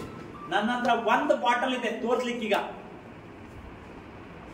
madukeshwara.com ಹೇಳ್ತಕ್ಕಂಥ ವೆಬ್ಸೈಟ್ ಅಲ್ಲಿ ಆಲ್ರೆಡಿ ನಾವು ಬರೋ ಸಾಲಿಗೆ ಏನ್ ತೆಗಿತೇವೆ ಅಷ್ಟು ಬುಕ್ ಆಗಿ ಹೋಗ್ಬಿಟ್ಟಿದೆ. ಇದರಲ್ಲಿ ಯಾರ್ಯಾರು ದೊಡ್ಡ ದೊಡ್ಡ ನಟಿಯರು, ಗೊತ್ತಾಯ್ತಲ್ಲ, ನಟರು, ಸ್ಪೋರ್ಟ್ಸ್ ಮನ್ಗಳು, ದೊಡ್ಡ ದೊಡ್ಡ IAS IPS ಅಂತ ಅಧಿಕಾರಿಗಳು, ಅವರೆಲ್ಲರೂ ಕೂಡ ಇದನ್ನ ಉಪಯೋಗಿಸ್ತಾರೆ. ಬಹಳ ಬೇಡಿಕೆ ಇದೆ. ಇದನ್ನು ತೆಗೆಯೋದು ಕಲ್ತ್ಕೊಂಡ್ರೆ ನಮ್ಗೆ ಬಹಳ ಸುಲಭದ ಕೆಲಸ, ಹೆಚ್ಚಿನ ಆದಾಯ ಗಳಿಸಬಹುದು. ಬಹಳ ಇಂಪಾರ್ಟೆಂಟ್ ಇದೆ ಇದು. ಆನಂತರ ನೋಡಿ, ಜೇನಿನ ಮೀನು ಆಯ್ತು, ರಾಯಲ್ ಜೆಲ್ಲಿ ಆಯ್ತು, ಪರಾಗ ಆಯ್ತು, ಇನ್ನೊಂದು ಜೇನಿನ ಚುಚ್ಚುವಿಕೆ ಕೂಡ ನಮಗೆ ಒಂದು ಆದಾಯ ಮತ್ತು ಅದರಿಂದ ನಮಗೆ ಆರೋಗ್ಯ ಕೂಡ. ಜೇನುಳ ಚುಚ್ಚಿದ್ರೆ ಏನು ಆದಾಯ ಬರ್ತದೆ ಇದರಿಂದ? ನಮಗೆ ಆಶ್ಚರ್ಯ. ಊತ ಬರ್ತದೆ, ಉರಿ ಬರ್ತದೆ, ಜೇನಿಂದ ಏನ್ ಬರ್ತದೆ? ಇದು ಬಿ ವೇನಮ್ ಅಂತ ಕರೀತಾರೆ. ಜೇನಿನ ವಿಷ ಇದೆ ಅಲ್ಲ, ಇದಕ್ಕೆ ಬಿ ವೇನಮ್ ಅಂತ ಕರೀತಾರೆ. ಯಾವುದೋ ಮರದಲ್ಲಿ ಕಟ್ತಕ್ಕಂತ ಹೆಜ್ಜೆನಲ್ಲಿ ಅದನ್ನ ತಂದು ಚುಚ್ಲಿಕ್ಕೆ ಬರೋದಿಲ್ಲ, ಅಥವಾ ಅದರಿಂದ ಬಿ ವೇನಮ್ ದೊರೆಯೋದಿಲ್ಲ. ನಮ್ಗೆ ಈ ಸೆರೆನಾ ಇಂಡಿಕಾ ಅಂತ ಹೇಳ್ತೀವಲ್ಲ, ಇದರಲ್ಲಿ ಇರ್ತಕ್ಕಂತಹದ್ದು ಅಂದ್ರೆ ಏನು, ಜೇನುಹುಳ ಚುಚ್ಚದಲ್ಲ, ಆ ವಿಷಕ್ಕೆ ಎಲ್ಲಿಲ್ಲದ ಬೇಡಿಕೆ ಇದೆ. ನಾನು ಒಂದ್ಸತಿ ನ್ಯಾಷನಲ್ ಜಿಯೋಗ್ರಫಿ ಚಾನಲ್ ಹಾಕೊಂಡಿದ್ದೆ. ಅಲ್ಲಿ ಏನಾಯ್ತು ಕೇಳಿದ್ರೆ, ಈ ಜೇನುಹುಳುಗಳನ್ನು ಮೈ ಮೇಲೆ ಬಿಡ್ತಾ ಇದ್ದು. ನನಗೆ ಆಶ್ಚರ್ಯ ಆಯ್ತು, ಇದ್ಯಾಕೆ ಜೇನುಹುಳ ಬೆನ್ನಿನ ಮೇಲೆ ಬಿಡ್ತಾ ಇದ್ದಾರಲ್ಲ? ಇದು ಬೇರೆ ದೇಶದ ಜನ ನಿಂತ್ಕೊಂಡಿದ್ದಾರೆ, ಬೆನ್ನಿನ ಮೇಲೆ ಹುಳ ಬಿಡ್ತಾರೆ, ಅದ್ರ ಮೇಲೆ ಹಿಂಗೆ ಹಿಂಗೆ ಹಿಂಗೆ ಮಾಡ್ತಾನ ಇಲ್ಲಿ ಬಿಟ್ಟು. ಏನಿದು, ನನಗೆ ಇಂಗ್ಲಿಷ್ ಬರೋದಿಲ್ಲ. ಆಗಿದ್ದಾಗ ನನ್ನ ಫ್ರೆಂಡಿಗೆ ಹೇಳಿದೆ, ನೋಡು ನ್ಯಾಷನಲ್ ಜಿಯೋಗ್ರಫಿ ಚಾನಲ್ ಹಾಕು, ಏನೋ ಜೇನುಹುಳುಗಳನ್ನು ಬೆನ್ನಿನ ಮೇಲೆ ಬಿಟ್ಟಿದ್ದಾರೆ. ಅವನು ಹೇಳ್ದ ಕೊನೆಗೆ, ಇದೊಂದು ಎಪಿಥೆರಪಿ ಅಂತ ಹೇಳಿ. ಈ ಎಪಿಥೆರಪಿ ಅಂತ ಇದನ್ನ L3 ಮತ್ತು L4 ಕೊಂಡಿ, 3 ಮತ್ತು 4ನೇ ಕೊಂಡಿಯ ಬಲಭಾಗದಲ್ಲಿ ಜೇನುಹುಳುಗಳನ್ನ ಚುಚ್ಚಿಸಬೇಕು.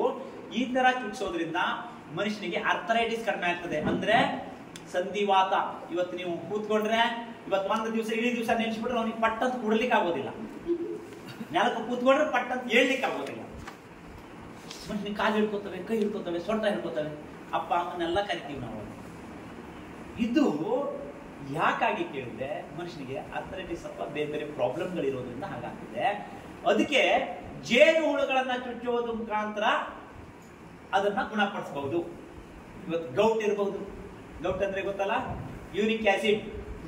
ಆ ತರ ದೊಡ್ಡ ದೊಡ್ಡ ಕಾಯಿಲೆಗಳಲ್ಲಿ ಜೇನುಹುಳದ ಥೆರಪಿಯನ್ನ ಮಾಡಿದ್ರೆ ಅಲ್ಲಿ ಗುಣಮುಖರಾಗ್ತಾರೆ. ಅದೇ ಎಪಿಥೆರಪಿ. ನಾನು ಆಶ್ಚರ್ಯ ಆಯ್ತು ನನಗೆ. ನಾನು ಸುಲಭವಾಗಿ ಇದನ್ನು ಮಾಡಬಹುದಲ್ಲ? ನಾನು ಹೇಳಿದೆ, ಇದನ್ನ ನಾನು ಸುಲಭವಾಗಿ ಮಾಡ್ತೀನಿ ಅಂತಂದೆ. ಹಂಗೆ ಒಂದು ಸೈಬರ್ ಸೆಂಟ್ರಿಗೆ ಹೋದೆ. ಸೈಬರ್ ಸೆಂಟ್ರಿಗೆ ಹೋಗಿ ನಾನು ಹೇಳಿದೆ, ಅವನಿಗೆ ಹೇಳಿದೆ, ಬೇರೆ ಬೇರೆ ದೇಶದ ಜನಗಳಿಗೆ ನಾನು 5 ನಿಮಿಷದಲ್ಲಿ ಅದನ್ನು L3 ಮತ್ತು L4 ಕೊಂಡಿಯ ಬಲಭಾಗದಲ್ಲಿ ಜೇನುಹುಳುಗಳನ್ನ ಚುಚ್ಚಿಸ್ತೇನೆ. ಇದು ಎಲ್ಲರಿಗೂ ಗೊತ್ತಾಗಬೇಕು. 5 ನಿಮಿಷದಲ್ಲಿ ಚುಚ್ಚಿಸ್ತೇನೆ.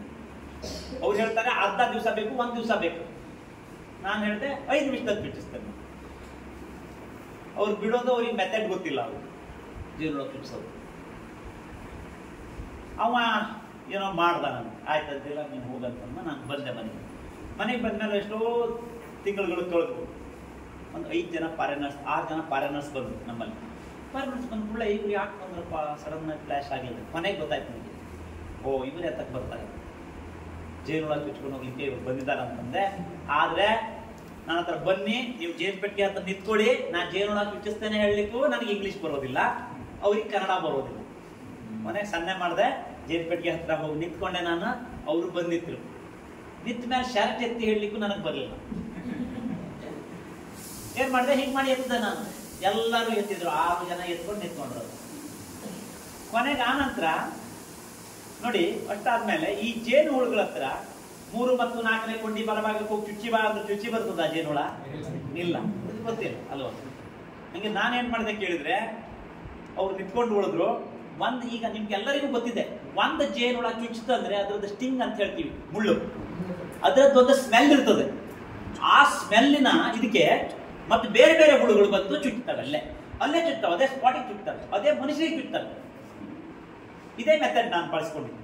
ಒಂದು ಜೇನುಳವನ್ನು ಹಿಡಿದೆ, ಸ್ವಲ್ಪ ಅದಕ್ಕೆ ಪ್ರೆಸ್ ಮಾಡಿದೆ, ಅದನ್ನು ತೆಗೆದೆ, ಇಲ್ಲಿ 3 ಮತ್ತು 4ನೇ ಕೊಂಡಿ ಬಲಭಾಗದಲ್ಲಿ ಹಚ್ಚಿದೆ, ಮತ್ತೊಂದು ಹುಳ ತೆಗೆದೆ, ಮತ್ತೆ ಬಿಟ್ಟೆ, ಪಟ್ಟ ಅಂತ ಚುಚ್ಚಿ ಬಿಡ್ತದ.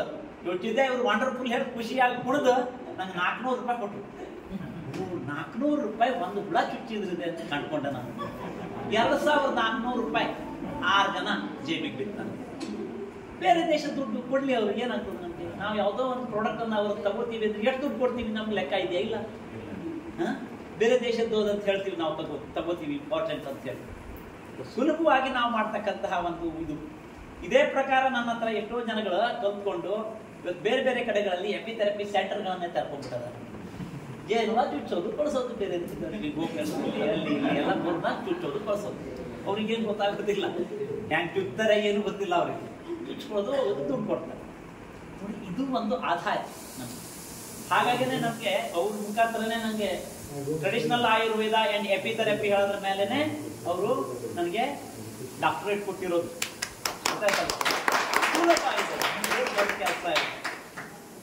ನನ್ಗೆ ಎಷ್ಟೋ ಜನರಿಗೆ ನಾನು ಹೇಳ್ಕೊಟ್ಟಿದ್ದೇನೆ, ಕಲ್ತ್ಕೊಳ್ಳಿ. ಯಾಕೆಂದ್ರೆ ರೈತರ ಜೀವನನೂ ಚೆನ್ನಾಗಾಗ್ಬೇಕು ಇಷ್ಟೇ. ಹಾಗಾಗಿ ಸುಲಭವಾಗಿ ನಾವು ಅದರಿಂದ ಆದಾಯ ಗಳಿಸಬಹುದು. ಆನಂತರ ನೋಡಿ, ಈಗ ಜೇನು ವಿಷ, ನಾವು ಜೇನು ಹುಳಗಳನ್ನು ಚುಚ್ಚೋದು ಅವರು ಅಲ್ಲಿದ್ದಾಗ ಚುಚ್ತೀವಿ. ನಾವು ಜೇನುಳ ಚುಚ್ಚೋದು ಹೊರಗಡೆ ಬೇಕಾದ್ರೆ ಚುಚ್ಚಬೇಕು ಅಂತಂದ್ರೆ ಜೇನುಳದ ಈ ಬೇನಮ್ಮನ್ನ ಆಗೋದಿಲ್ಲ, ಜೇನುಹುಳುಗಳು ಬೇಕು. ಅದ್ರ ಬದಲಿ ಮತ್ತೊಂದು ಬಂದಿದೆ ನೋಡಿ, ಇದನ್ನ ಕಲೆಕ್ಟ್ ಮಾಡ್ತಕ್ಕಂಥದ್ದು. ನಾವು ನೋಡಿ, ಇದನ್ನ ಸ್ವಿಚ್ ಅನ್ನ ಆನ್ ಮಾಡಿದ್ರೆ ಇದು ಈ ಬಿ ವೇನಮ್ ಕಲೆಕ್ಟರ್ ಅಂತ ಹೇಳಿ ಜೇನಿನ ವಿಷ ಸಂಗ್ರಹಣ ಮಷೀನ್ ಇದು. ಇದೇನ್ ಕೇಳಿದ್ರೆ, ನಾವು ಸ್ವಿಚ್ ಅನ್ನ ಆನ್ ಮಾಡಿದ್ರೆ ಇದು ತಂತಿ ಇದೆ. ಈ ತಂತಿಯಲ್ಲಿ ಏನಾಗ್ತದೆ ಕೇಳಿದ್ರೆ ಜೇನಿನ ವಿಷ ಸ್ಟೋರ್ ಆಗ್ತದೆ. ಆ ಸ್ಟೋರ್ ಆದ್ಮೇಲೆ ಇಲ್ಲಿ ಎಲ್ಲ ಅವಕ್ಕೆ ಜೇನುಳ ನಮಗೆ ಚುಚ್ಚಿದ್ರೆ ಏನಾಗ್ತದೆ, ಜೇನುಳ ಸತ್ತೋಗ್ತದೆ. ಆ ಒಂದು ವಿಷದ ಚೀಲ ಹರಿತದ ಅದರದ್ದು ಆ ಸ್ಟಿಂಗಿನ ಜೊತೆಗೆ. ಅವಾಗ ಏನಾಗ್ತದೆ ಕೇಳಿದ್ರೆ ಜೇನುಳ ಸಾಯ್ತದೆ. ಅದೇ ಈ ಜೇನಿನ ಈ ಬಿ ವೇನಮ್ ಕಲೆಕ್ಟರ್ ಅಲ್ಲಿ ಅವಕ್ಕೆ ಆ ಸ್ಟಿಂಗ್ ಹೋಗೋದೇ ಇಲ್ಲ, ಬರೇ ವಿಷ ಮಾತ್ರ ಹೊರಗೆ ಬರ್ತದೆ. ಆನಂತರ ನಾವೇನ್ ಮಾಡ್ತೀವಿ ಕೇಳಿದ್ರೆ, ಈ ಗ್ಲಾಸ್ ಇದೆ ಅಲ್ಲ, ಈ ಗ್ಲಾಸಿನ ಮೇಲೆ ಎಲ್ಲ ವಿಷ ಸಂಗ್ರಹಣೆ ಆಗ್ತದೆ. ಈ ವಿಷವನ್ನು ನಾವು ಏನ್ ಮಾಡ್ತೀವಿ ಕೇಳಿದ್ರೆ, ಈ ತರ ಇದರಲ್ಲಿ ಕೈಯಲ್ಲಿ ಮುಟ್ಟೋದಿಲ್ಲ, ಇದನ್ನ ಈ ತರ ನಾವು ಎಲ್ಲ ತೆಗೆದು ಅದನ್ನ ಒಂದು ಗ್ಲಾಸ್ ಬಾಟ್ಲಿಗೆ ತುಂಬಿಡ್ತೀವಿ. ಇದು 1 ಗ್ರಾಮ್ ಬೆಲೆ 80,000. ಬರೇ 1 ಗ್ರಾಮ್ಗೆ 80,000. ಇದ್ರ ಏನಕ್ಕೆ ಉಪಯೋಗಿಸ್ತಾರೆ? ಜೇನು ಹುಳುಗಳನ್ನ ಚುಚ್ಚೋದ್ರ ಬದಲಿ ಇದನ್ನ ಡೈರೆಕ್ಟ್ ಆಗಿ ಅವರಿಗೆ ಚುಚ್ಚುತ್ತಾರೆ. ಇದರಿಂದ ದೊಡ್ಡ ಒಂದು ಉಪಕಾರ ಇದೆ, ಕ್ಯಾನ್ಸರ್ ನಂತ ಕಾಯಿಲೆಗಳು ವಾಸಿ ಆಗ್ತವೆ. ಎಷ್ಟೋ ಜನ ಕ್ಯಾನ್ಸರ್ ಇದ್ದವರು ಈ ಜೇನುಳ ಚುಚ್ಚಿಕೊಂಡು ವಾಸಿ ಆದವರು ಸಾಕಷ್ಟು ಜನ ಇದ್ದಾರೆ. ಜೇನುಳವನ್ನು ಚುಚ್ಚಿಕೊಂಡು ಎಂತೆಂತಹ ಕ್ಯಾನ್ಸರ್ಗಳು, ಬ್ರೆಸ್ಟ್ ಕ್ಯಾನ್ಸರ್ ಹೆಣ್ಮಕ್ಳಲ್ಲಿ ಬರ್ತಕ್ಕಂಥ. ಕಿಮೋ ಕೊಡೋದೇ ಬೇಡ, ಕಿಮೋ ಕೊಡೋದ್ರ ಬದಲಿ ಇದೆ, ಆ ಕಿಮೋದ ಬದಲಿ ಇದು ವ್ಯವಸ್ಥೆ. ಕಿಮೋ ಕೊಟ್ಟು ಬೇರೆ ಬೇರೆ ದುಷ್ಪರಿಣಾಮಗಳಾಗ್ತವೆ, ಅದರ ಬದಲಿ ಇದರಿಂದ ನಾವು ಗುಣಮುಖರಾಗ್ತೇವೆ. ಎಷ್ಟು ದೊಡ್ಡ ಒಂದು ಇದಿದೆ ನೋಡಿ. ಆನಂತರ ಜೇನಿನಿಂದ ಇನ್ನೂ ಅನೇಕ ಉತ್ಪನ್ನಗಳನ್ನ ಮಾಡ್ತೀವಿ ನಾವು. ಒಂದ್ಸರ್ತಿ ಜೇನು ತುಪ್ಪ ಜಾಸ್ತಿ ಬಂದ್ಬಿಡ್ತು ನಮ್ಗೆ, 15 ಕ್ವಿಂಟಲ್. ಈ ರೈತರ ಹಣೆ ಬರನೇ ಹಂಗೆ, ಯಾವ್ದಾದ್ರು ಬೆಳೆ ಜಾಸ್ತಿ ಬಂತಂದ್ರೆ ಬೀದಿಗೆ ಚಲೋ ಹೋಗ್ತದೆ. ನನಗೂ ಒಂದ್ಸರ್ತಿ ಜೇನು ತುಪ್ಪ ಜಾಸ್ತಿ ಬಂದಾಗ ಅದೇ ಸಮಸ್ಯೆ ಆಯ್ತು ನನಗೆ. ನಾ ಏನ್ ಮಾಡಿದೆ ಕೇಳಿದ್ರೆ, ಜೇನು ತುಪ್ಪ ತಗೊಂಡೆ, ಪೇಟೆಗೆ ಹೋದೆ, 5 kg ಜೇನುತುಪ್ಪ ತಗೊಂಡೆ, ಪೇಟೆಗೆ ಹೋದೆ. ಪೇಟೆಗೆ ಹೋಗಿ ನನ್ನ ಯೋಚನೆ ಏನ್ ಕೇಳಿದ್ರೆ, ಜೇನುತುಪ್ಪವನ್ನ ಎಲ್ಲ ಕೊಟ್ಟು ಸ್ಯಾಂಪಲ್ ಕೊಟ್ಟು ಸ್ವಲ್ಪ, ಆನಂತರ ಇದ್ದಷ್ಟು ಬಾಕಿ ಇದು ನನ್ನ ಹತ್ರ ಏನು 5 kg ಇದೆ ಅದನ್ನು ಮಾರಾಟ ಮಾಡಿ ಆನಂತರ ಆರ್ಡರ್ ತಗೊಂಡು ಬರೋದು ಅಂತೇಳಿ. ಕೊನೆಗೆ ಏನಾಯ್ತು ಗೊತ್ತಾ ನನ್ನ ಪರಿಸ್ಥಿತಿ? ಸಾಯಂಕಾಲದ ಹೊತ್ತಿಗೆ 4 kg ಜೇನುತುಪ್ಪ ಖಾಲಿ ಆಯ್ತು. ಆರ್ಡರು ಸಿಗ್ಲಿಲ್ಲ, ಆನಂತರ ದುಡ್ಡು ಸಿಗ್ಲಿಲ್ಲ. ಏನಾಯ್ತು? ತಗೊಂಡೋಗಿ ಜೇನುತುಪ್ಪ ಎಲ್ಲ ತಗೊಂಡೋಗಿ ಹಾಕಿದ್ರು, ನೆಕ್ಕಿದ್ರು. ದಾರಿ ಮೇಲೆ ಹೋಗೋನು ಕರೆದ್ರು, ತಿಂದು ನೋಡಾಯ್ತು, ಅಷ್ಟೆಲ್ಲ ಸಿಹಿ ಇಲ್ಲ ಅಂದ ಜೇನುತುಪ್ಪ. ಸ್ವಾಮಿ ನಾವು ಮಾಡೋದ? ಹುಳುಗಳು ಮಾಡಿದ್ದಾನೆ ಆಸಿಟಿಸ್ ಕೊಟ್ರೆ ಸಿಹಿ ಇಲ್ಲ ಅಂತ. ಇದೇನು ಪಾಯಸನ ಸಿಹಿ ಮಾಡಕ್? ಕೊನೆಗೆ ಅವ್ರಿಗೆ ಆ ಒರಿಜಿನಲ್ ಜೇನುತುಪ್ಪ ತಿಂದೇ ಗೊತ್ತಿಲ್ಲ ಅವ್ರಿಗೆ. ಎಲ್ಲ ಬೆಲ್ಲದ ಪಾಕ ಸಕ್ಕರೆ ಪಾಕ ತಿಂದೇ ರೂಢಿಯಾಗಿದೆ. ನಮ್ಮ ತುಪ್ಪ ತಗೊಂಡು ಹೋದ ಕೂಡಲೇ ಅವರಿಗೆ ಸ್ವಲ್ಪ ಖಾರ ಅನಿಸ್ತದೆ, ಶೀಂಗಿಲ್ಲ, ಅಷ್ಟಲ್ಲ ಚೆನ್ನಾಗಿಲ್ಲ. ನೋಡಿ, ಈ ಜೇನುತುಪ್ಪವನ್ನ ಮೂಲ ರೂಪನೇ ಅವರಿಗೆ ಗೊತ್ತಿಲ್ಲ. ಇವತ್ತು ಬೇರೆ ಬೇರೆ ಕಂಪ್ನಿಗಳ ತುಪ್ಪವನ್ನ ನೀವು ನೋಡಿದ್ರಿ, ಏನ್ ಕೇಳಿದ್ರೆ ಅದರಲ್ಲಿ ಚೈನಾ ಶುಗರ್ ಸಿರಪ್ ಆಡ್ ಇದೆ, ಫೇಕ್ ಅಂತ ಬಂತು. ಜರ್ಮನಿ ಒಳಗೆ ಗೊತ್ತಾಯ್ತು, ನಮ್ಮ ಇಂಡಿಯಾ ಲ್ಯಾಬಲ್ ಗೊತ್ತೇ ಆಗ್ಲಿಲ್ಲ. ಹಾಗಾಗಿ ನಾನು ಹೇಳೋದು ಏನ್ ಕೇಳಿದ್ರೆ, ಕೊಡ್ತೇನೆ ತಗೋಬೇಕನ್ನ ಕೊಡೋಣ. ಹಾಗಾಗಿ ನಾನು ಹೇಳೋದೇನು ಕೇಳಿದ್ರೆ, ನಾವು ಪರಿಶುದ್ಧವಾದಂತಹ ಜೇನುತುಪ್ಪವನ್ನ ಮಾಡಿ ಅದನ್ನ ಮಾರಾಟ ಮಾಡಿದ್ರೆ ಬೆಲೆ ಇದೆ ಅದಕ್ಕೆ. ಈಗ ಬೆಲೆ ಬಂದಿದೆ. ಖಾಲಿ ಆಯ್ತಾ? ಕೊಡ್ತಂತಾರೆ. ಹಾಗಾಗಿ ನಾನು ಹೇಳೋದೇನು, ಅದನ್ನ ನಾನು ಯೋಚನೆ ಮಾಡಿದೆ, ಬಹಳ ತಲೆಬಿಸಿ ಆಯ್ತು. ನನ್ಗೆ ಬಹಳ ಒಂಥರ ಇದಾಯ್ತು, ಟೆನ್ಷನ್ ಆಯ್ತು. ತಗೊಂಡು ಹೋದ ಜೇನುತುಪ್ಪ ಎಲ್ಲ ಶಾಂಪಲ್ ಕೊಟ್ಟೆ ಖಾಲಿ ಆಯ್ತಲ್ಲ ನಂದು. ಕೊನೆಗೆ ಅದಕ್ಕೊಂದು ಪರಿಹಾರ ಹುಡುಕಿದ್ದಾನೆ. ಏನ್ ಕೇಳಿದ್ರೆ, ಜೇನುತುಪ್ಪವನ್ನ ಬೇರೆ ಪ್ರಾಡಕ್ಟ್ ಅನ್ನಾಗಿ ಮಾಡಿಬಿಡೋದು. ಅದರಿಂದ ನಮ್ದು ಆದಾಯವನ್ನ ಗಳಿಸಬಹುದು ನಾವು, ಅಥವಾ ಅದನ್ನ ಸೇಲ್ ಮಾಡಬಹುದು. ಆಗ ಮಾಡಿದ್ದು ನಾನು ಹನಿ ಜಾಮ್ ಅಂತ ಹೇಳಿ ಜೇನುತುಪ್ಪದ ಜಾಮನ್ ಮಾಡಿದೆ. ಜೇನುತುಪ್ಪದ ಜಾಮ್ ಏನ್ ಮಾಡಿದೆ ಕೇಳಿದ್ರೆ, ಅದರಲ್ಲಿ ಉತ್ತುತ್ತಿ, ದ್ರಾಕ್ಷಿ, ಬಾದಾಮ್, ಪಿಸ್ತಾ, ಹಿಪ್ಪಲಿ ಈ ತರದನ್ನೆಲ್ಲ ಹಾಕಿ, ಗಿಡಮೂಲಿಕೆಗಳನ್ನೆಲ್ಲ ಹಾಕಿ ಒಂದು ಹನಿ ಜಾಮ್ ಅಂತ ಮಾಡಿದೆ. ಇದನ್ನ ಹೊರಗಡೆ ಮಾರ್ಕೆಟಿಗೆ ಬಿಟ್ಟೆ. ನೋಡಿ, 15 ಕ್ವಿಂಟಾಲ್ ತುಪ್ಪ 3 ತಿಂಗಳಲ್ಲಿ ಖಾಲಿ ಆಯ್ತು. 3 ತಿಂಗಳಲ್ಲಿ 15 ತುಪ್ಪ 15 ಕ್ವಿಂಟಾಲ್ ಖಾಲಿ ಆಯ್ತು. ಬೇರೆ ಪ್ರಾಡಕ್ಟ್ ಮಾಡಿದ್ದೆ. ಇದು ಇಂಗ್ಲೆಂಡಿಗೆ ಕೂಡ ಹೋಗಿದೆ. ವಿಶ್ವಸಂಸ್ಥೆಯ ಮುಖ್ಯಸ್ಥೆ ನಿಕೋಲಿನ್ ಬ್ರಾಡ್ಬೆರ ಅವರು ಬಹಳ ಚೆನ್ನಾಗಿದೆ ಹೇಳ್ತಕ್ಕಂಥದ್ದನ್ನು ಗುಣಗಾನವನ್ನ ಮಾಡಿದ ನಮ್ಗೆ ಈ ಪ್ರಾಡಕ್ಟ್ ಅನ್ನು. ತರಂಗದೊಳಗೆ 92ನೇ ಇಸ್ವಿಯಲ್ಲಿ ತರಂಗದೊಳಗೆ ಬಂತು, ನಮ್ಗೆ ಲೇಖನ ಬಂತು. ಅಂದ್ರೆ ಇದು ಪ್ರಾಡಕ್ಟ್ ಅನ್ನ ಕೂಡ ನಾವು ಮಾಡಿದ್ವಿ. ಇದರ ಜೊತೆಯಲ್ಲಿ ಇದು ಕೆಮ್ಮು, ಕಫ, ಅಲರ್ಜಿಗೆಲ್ಲ ಬಹಳ ಚೆನ್ನಾಗಾಗ್ತದೆ. ಬಹಳ ಒಳ್ಳೆ ಪ್ರಾಡಕ್ಟ್ ಇದು. ಇದನ್ನು ಕೂಡ ನಾವು ಸೇಲ್ ಮಾಡ್ತೀವಿ. ನಿಮ್ಗೆ ಯಾರಿಗಾದ್ರೂ ಬೇಕಂದ್ರೆ ನೀವು ಕೊನೆಗೆ ತಗೊಳ್ಬಹುದು. ಆಮ್ಲ ಅಶ್ವಗಂಧ ಅಂತ ಮಾಡ್ತೀವಿ. ಇದು ಅಶ್ವಗಂಧ, ಶತಾವರಿ, ವಿಧಾರಿ, ಜೇನುತುಪ್ಪ, ರಾಯಲ್ ಜೆಲ್ಲಿ, ಅನಂತರ ಜೇನಿನ ಪರಾಗ ಇದನ್ನೆಲ್ಲ ಹಾಕಿ ಮಾಡಿರ್ತೀವಿ. ಇದು ಕೂಡ ನರ್ವ್ಸ್ ವೀಕ್ನೆಸ್ಗೆ, ಹೇರ್ ಫಾಲ್ ಆಗದೆ ಇದ್ದಂಗೆ, ದೃಷ್ಟಿಹೀನತೆಗೆ, ಮೆಮೊರಿ ಪವರ್ ಜಾಸ್ತಿ ಆಗಲಿಕ್ಕೆ. ಇವತ್ತು ಸಣ್ಣ ಮಕ್ಕಳಿಗೂ ಕೂಡ ಮೆಮೊರಿ ಪವರ್ ಇರೋದಿಲ್ಲ, ವಯಸ್ಸಾದವರಿಗೂ ಕೂಡ ಮೆಮೊರಿ ಪವರ್ ಇರೋದಿಲ್ಲ. ಕಾರಣ ಏನು ಕೇಳಿದ್ರೆ, ಈಗ ನಾವು ತಿನ್ನತಕ್ಕಂತಹ ಎಲ್ಲ ವಿಷಾಹಾರ, ನಾವು ಮೆಮೊರಿಯನ್ನೇ ಕಳ್ಕೊತಾ ಇದ್ದೀವಿ. ಮೆದುಳಿನ ತಗ್ಗು ಕಡಿಮೆ ಆಗ್ತಾ ಇದೆ ನಮ್ಗೆ. ಮೆದುಳಿನ ತಗ್ಗು ಜಾಸ್ತಿ ಇದ್ದಷ್ಟು ಅದು ಮೇಧ್ಯ ಅಥವಾ ನಮ್ಗೆ ಆ ಒಂದು ಬುದ್ಧಿಶಕ್ತಿಯನ್ನ ಹೆಚ್ಚಿಗೆ ಮಾಡ್ತಕ್ಕಂಥದ್ದು. ಈಗ ತಗ್ಗೆ ಕಡಿಮೆ ಆಗ್ತಾ ಇದೆ ಮನುಷ್ಯರಲ್ಲಿ. ಎಲ್ಲ ಟೆನ್ಷನ್, ಸಣ್ಣ ಮಕ್ಕಳಿಂದ ಹಿಡಿದು ದೊಡ್ಡವರವರೆಗೂ ಟೆನ್ಷನ್. ಹಾಗಾಗಿ ಇದನ್ನು ಕೂಡ ತಯಾರು ಮಾಡಿದ್ದೀವಿ. ಇದನ್ನು ಕೂಡ ನಾವು ಸೇಲ್ ಮಾಡ್ತೀವಿ. ಆನಂತರ ಲೆಮನ್ ಜಿಂಜರ್ ಹನಿ ಅಂತ ಹೇಳಿ, ಶುಂಠಿ, ಜೇನುತುಪ್ಪ, ಲಿಂಬು ಇದನ್ನೆಲ್ಲ ಹಾಕಿ ಇದನ್ನ ತಯಾರು ಮಾಡಿದ್ದೀವಿ. ಇದು ಒಬೆಸಿಟಿ ಇದ್ದವರಿಗೆ ಅಥವಾ ಡೈಜೆಷನ್ ಯಾರಿಗೆ ಚೆನ್ನಾಗಿ ಆಗೋದಿಲ್ಲ ಅದಕ್ಕೆ ಬಹಳ ಚೆನ್ನಾಗಾಗ್ತದೆ. ಇದು ಕೂಡ ತಯಾರು ಮಾಡಿದ್ದೀವಿ. ಆನಂತರ ಕೋಕಮ್ ಮಾಡಿದ್ದೀವಿ. ಇದು ನೋಡಿ, ಇದು ಕೋಕಮ್ಮನ್ನ ಹನಿ ಒಳಗೆ ಕೋಕಮ್ ಮಾಡಿದ್ದೀವಿ. ಇದನ್ನು ಕುಡಿಲಿಕ್ಕೆ ಕೊಡ್ತೀವಿ ನೋಡ್ರಿ, ಜಿಂಜೀರು ಮತ್ತು ಇದನ್ನು ಹಾಕಿ. ಬಹಳ ಆರೋಗ್ಯಕ್ಕೆ ಬಹಳ ಒಳ್ಳೇದಿದೆ. ಇದು ಬಹಳ ಚೆನ್ನಾಗಾಗ್ತದೆ ಇದನ್ನು ಕುಡಿಯೋದ್ರಿಂದ. ಪಿತ್ತ ಕಡಿಮೆ ಆಗ್ತದೆ ಇದರಿಂದ. ಬಹಳ ಬೆಸ್ಟ್ ಪ್ರಾಡಕ್ಟ್ ಇದೆ. ಇದನ್ನು ಕೂಡ ಹನಿಯೊಳಗೆ ಮಾಡಿದ್ದೀವಿ. ಇನ್ನು ಅನೇಕ ಜೇನುತುಪ್ಪಗಳಲ್ಲಿ ಬೇರೆ ಬೇರೆ ವೆರೈಟಿ. ಇವತ್ತು ಅಡಿಕೆ ಹೂವದ್ದು ಬೇರೆ, ಅನಂತರ ನೇರಳೆ ಹೂವು, ನೇರಳೆ ಪ್ಲಾಟ್ಗಳನ್ನು ಮಾಡಿರ್ತಾರೆ. 50ಕ್ಕಿಂತ ಜಾಸ್ತಿ ಮರಗಳು ಯಾವ್ದಾದ್ರು ಇದರಲ್ಲಿ ಒಂದೇ ಗುಂಪಿನವು ಇದ್ರೆ ಅದಕ್ಕೆ ಹೂವು ಬಿಟ್ಟಾಗ ಅಲ್ಲಿ ಬಾಕ್ಸ್ಗಳನ್ನ ತಗೊಂಡೋಗಿಟ್ರೆ ಅದೇ ಹನಿ ಬರ್ತದೆ. ನೇರಳೆ ಹಣ್ಣು ಹಾಕಿದ್ರೆ ನೇರಳೆ ಹಣ್ಣಿನ ತುಪ್ಪ ಆಗೋದಿಲ್ಲ. ತುಳಸಿ ಎಲೆ ಹಾಕಿ ತುಳಸಿ ತುಪ್ಪ ಆಗೋದಿಲ್ಲ. ಈಗ ಎಷ್ಟೋ ಬ್ಲೈಂಡ್ ಮಾಡ್ತಾರೆ, ತುಳಸಿ ರಸವನ್ನು ಹಾಕಿ ತುಳಸಿ ಹನಿ ಅಂತ ಕೊಟ್ಬಿಡ್ತಾರೆ. ತುಳಸಿ ಹೂ ಬಿಟ್ಟಾಗ ಅಲ್ಲಿ ತಗೊಂಡೋಗಿಟ್ರೆ ಮಾತ್ರ ಜಾಸ್ತಿ ಪ್ಲಾಟ್ಗಳನ್ನ ಮಾಡಿರ್ತಾರೆ ತುಳಸಿ ಎಲೆಗೋಸ್ಕರ. ಅವಾಗ ಅಲ್ಲಿ ಹೂ ಬಿಟ್ಟಾಗ ಅಲ್ಲಿ ತಗೊಂಡೋಗಿಟ್ರೆ ಅದು ತುಳಸಿ ತುಪ್ಪ. ಬಿಟ್ಟರೆ ಅದನ್ನು ಹಾಕಿದಕ್ಕೆಲ್ಲ ಅದರದ್ದು ತುಪ್ಪ ಅಲ್ಲ, ಅದು ಬ್ಲೈಂಡ್ ಹನಿ ಅಂತ ಹೇಳ್ತಾರೆ. ಅದಲ್ಲ ಅದು. ಹಾಗಾಗಿ ಆ ಥರ ತುಪ್ಪಕ್ಕೆ ಬಹಳ ಬೆಲೆ ಇದೆ. ಇವಾಗ ಅಂಟ್ವಾಳಕಾಯಿ ತುಪ್ಪ ಅದೆಲ್ಲ ಬಹಳ ಬೆಲೆ ಇರ್ತಕ್ಕಂಥದ್ದು. ಆನಂತರ ಹೊಂಗೆ ಹೂವಿನ ತುಪ್ಪವನ್ನು ತಿಂದರೆ ನಿಮಗೆ ಯಾವುದೇ ಚರ್ಮದ ಕಾಯಿಲೆ ಇದ್ರೂ ಕೂಡ 15-20 ದಿವಸದಲ್ಲಿ ಸೋರಿಯಾಸಿಸ್ನಂತಹ ದೊಡ್ಡ ದೊಡ್ಡ ಕಾಯಿಲೆಗಳು ಆರಾಮಾಗಿದ್ದಿದೆ ಹೊಂಗೆ ಹೂವಿನ ತುಪ್ಪದಲ್ಲಿ. ಎಂತೆಂಥ ಒಳ್ಳೊಳ್ಳೆ ಜೇನುತುಪ್ಪವನ್ನು ನಾವು ಕಲೆಕ್ಟ್ ಮಾಡಬಹುದು. ಆನಂತರ ಜೇನಿಗೆ ಬರ್ತಕ್ಕಂಥ ಕೆಲವೊಂದು ರೋಗಗಳ ಮೇಲೆ ಅದಕ್ಕೆ ಒಂದಿಷ್ಟು ಔಷಧಿಯನ್ನು ಕಂಡಿರ್ತದೆ. ನಾನು ತೈಸಾಕ್ರೂಡ್ ರೋಗ ಬರದೇ ಹೋದಂಗೆ. ಆನಂತರ ಮೇಣದ ಚಿಟ್ಟೆ, ಅದು ಬಂದು ಜೇನುಗಳು ಎರಿಯನ್ನೇ ತಿಂದು ಹಾಕ್ತದೆ, ಅದಕ್ಕೆ ವ್ಯಾಕ್ಸ್ ಮೌತ್ ಅಂತ ಹೇಳ್ತಾರೆ ಅದಕ್ಕೆ. ಆನಂತರ ಜೇನಿಗೆ ಕೆಲವೊಂದು ಇರುವೆಗಳು ಬರದೇ ಹೋದಂಗೆ ಅದಕ್ಕೆ ಸ್ಟ್ಯಾಂಡನ್ನು ನಿರ್ಮಾಣ ಮಾಡ್ತಕ್ಕಂಥದ್ದು. ಇದನ್ನೆಲ್ಲ ಒಂದಿಷ್ಟು ಇದರಲ್ಲಿ ಆವಿಷ್ಕಾರಗಳನ್ನು ಮಾಡಿದ್ದಾರೆ. ಇದ್ರ ಹೊರತಾಗಿ ಜೇನಿಗೆ ಹೂ ಸಿಗಬೇಕು, ಅದು ಔಷಧಿ ಸಸ್ಯವಾಗಿರಬೇಕು. ಈ ಥರ ಒಂದಿಷ್ಟು ಗಿಡಗಳನ್ನು ನಾನು ಬೆಳೆಸಿದ್ದೇನೆ. ಅದರಲ್ಲಿ ಯಾವುದೋ ಒಂದಿಷ್ಟು ಪಾರ್ಟ್, ಎಲೆ ಇರ್ಬೋದು, ಕಾಂಡ ಇರ್ಬೋದು, ಅಥವಾ ಬೇರೆ ಇರ್ಬೋದು, ಔಷಧ. ಅದಕ್ಕೆ ಹೂ ಬಿಡ್ತದಲ್ಲ, ಜೇನಿಗೆ ಆಹಾರ. ಆನಂತರ ಕೆಲವೊಂದಿಷ್ಟು ಕಾಡು ಹಣ್ಣುಗಳು ಇರ್ತವೆ. ಆ ಕಾಡು ಹಣ್ಣುಗಳು ಕೂಡ ಇವತ್ತು ನಾವು ಮರ್ತಿದ್ದೇವೆ. ಯಾವ ಹಣ್ಣು ತಿನ್ಬಹುದು, ಯಾವ ಹಣ್ಣು ತಿನ್ನಬಾರ್ದು ಅನ್ನೋದು ಕೂಡ ನಮಗೆ ಪರಿಜ್ಞಾನ ಇಲ್ಲ. ಈಗ ಕಾಡಿನಲ್ಲಿ ಬಿಡ್ತಕ್ಕಂಥದ್ದು ಹಣ್ಣು ಎಷ್ಟೋ ಹೇರಳವಾದಂತಹ ವಿಟಮಿನ್ಸ್ಗಳಿರ್ತಕ್ಕಂತಹ ಕಾಡು ಹಣ್ಣುಗಳು ಇವತ್ತು ಮರೆಯಾಗ್ತಾ ಇವೆ. ಔಷಧಿ ಸಸ್ಯ ಆದದ್ದು ಯಾವುದೋ ಒಂದು ಸಕ್ಕರೆ ಕಾಯಿಲೆಗೆ ಬರ್ಬಹುದು, ಬೇರೆ ಬೇರೆ. ಹೂವು ಬಿಟ್ಟರೆ ಜೇನಿಗಾಯ್ತು, ಆನಂತರ ಔಷಧಿ ಆಯ್ತು, ಪರಿಸರ ಬೆಳೆಸಿದಂಗಾಯ್ತು.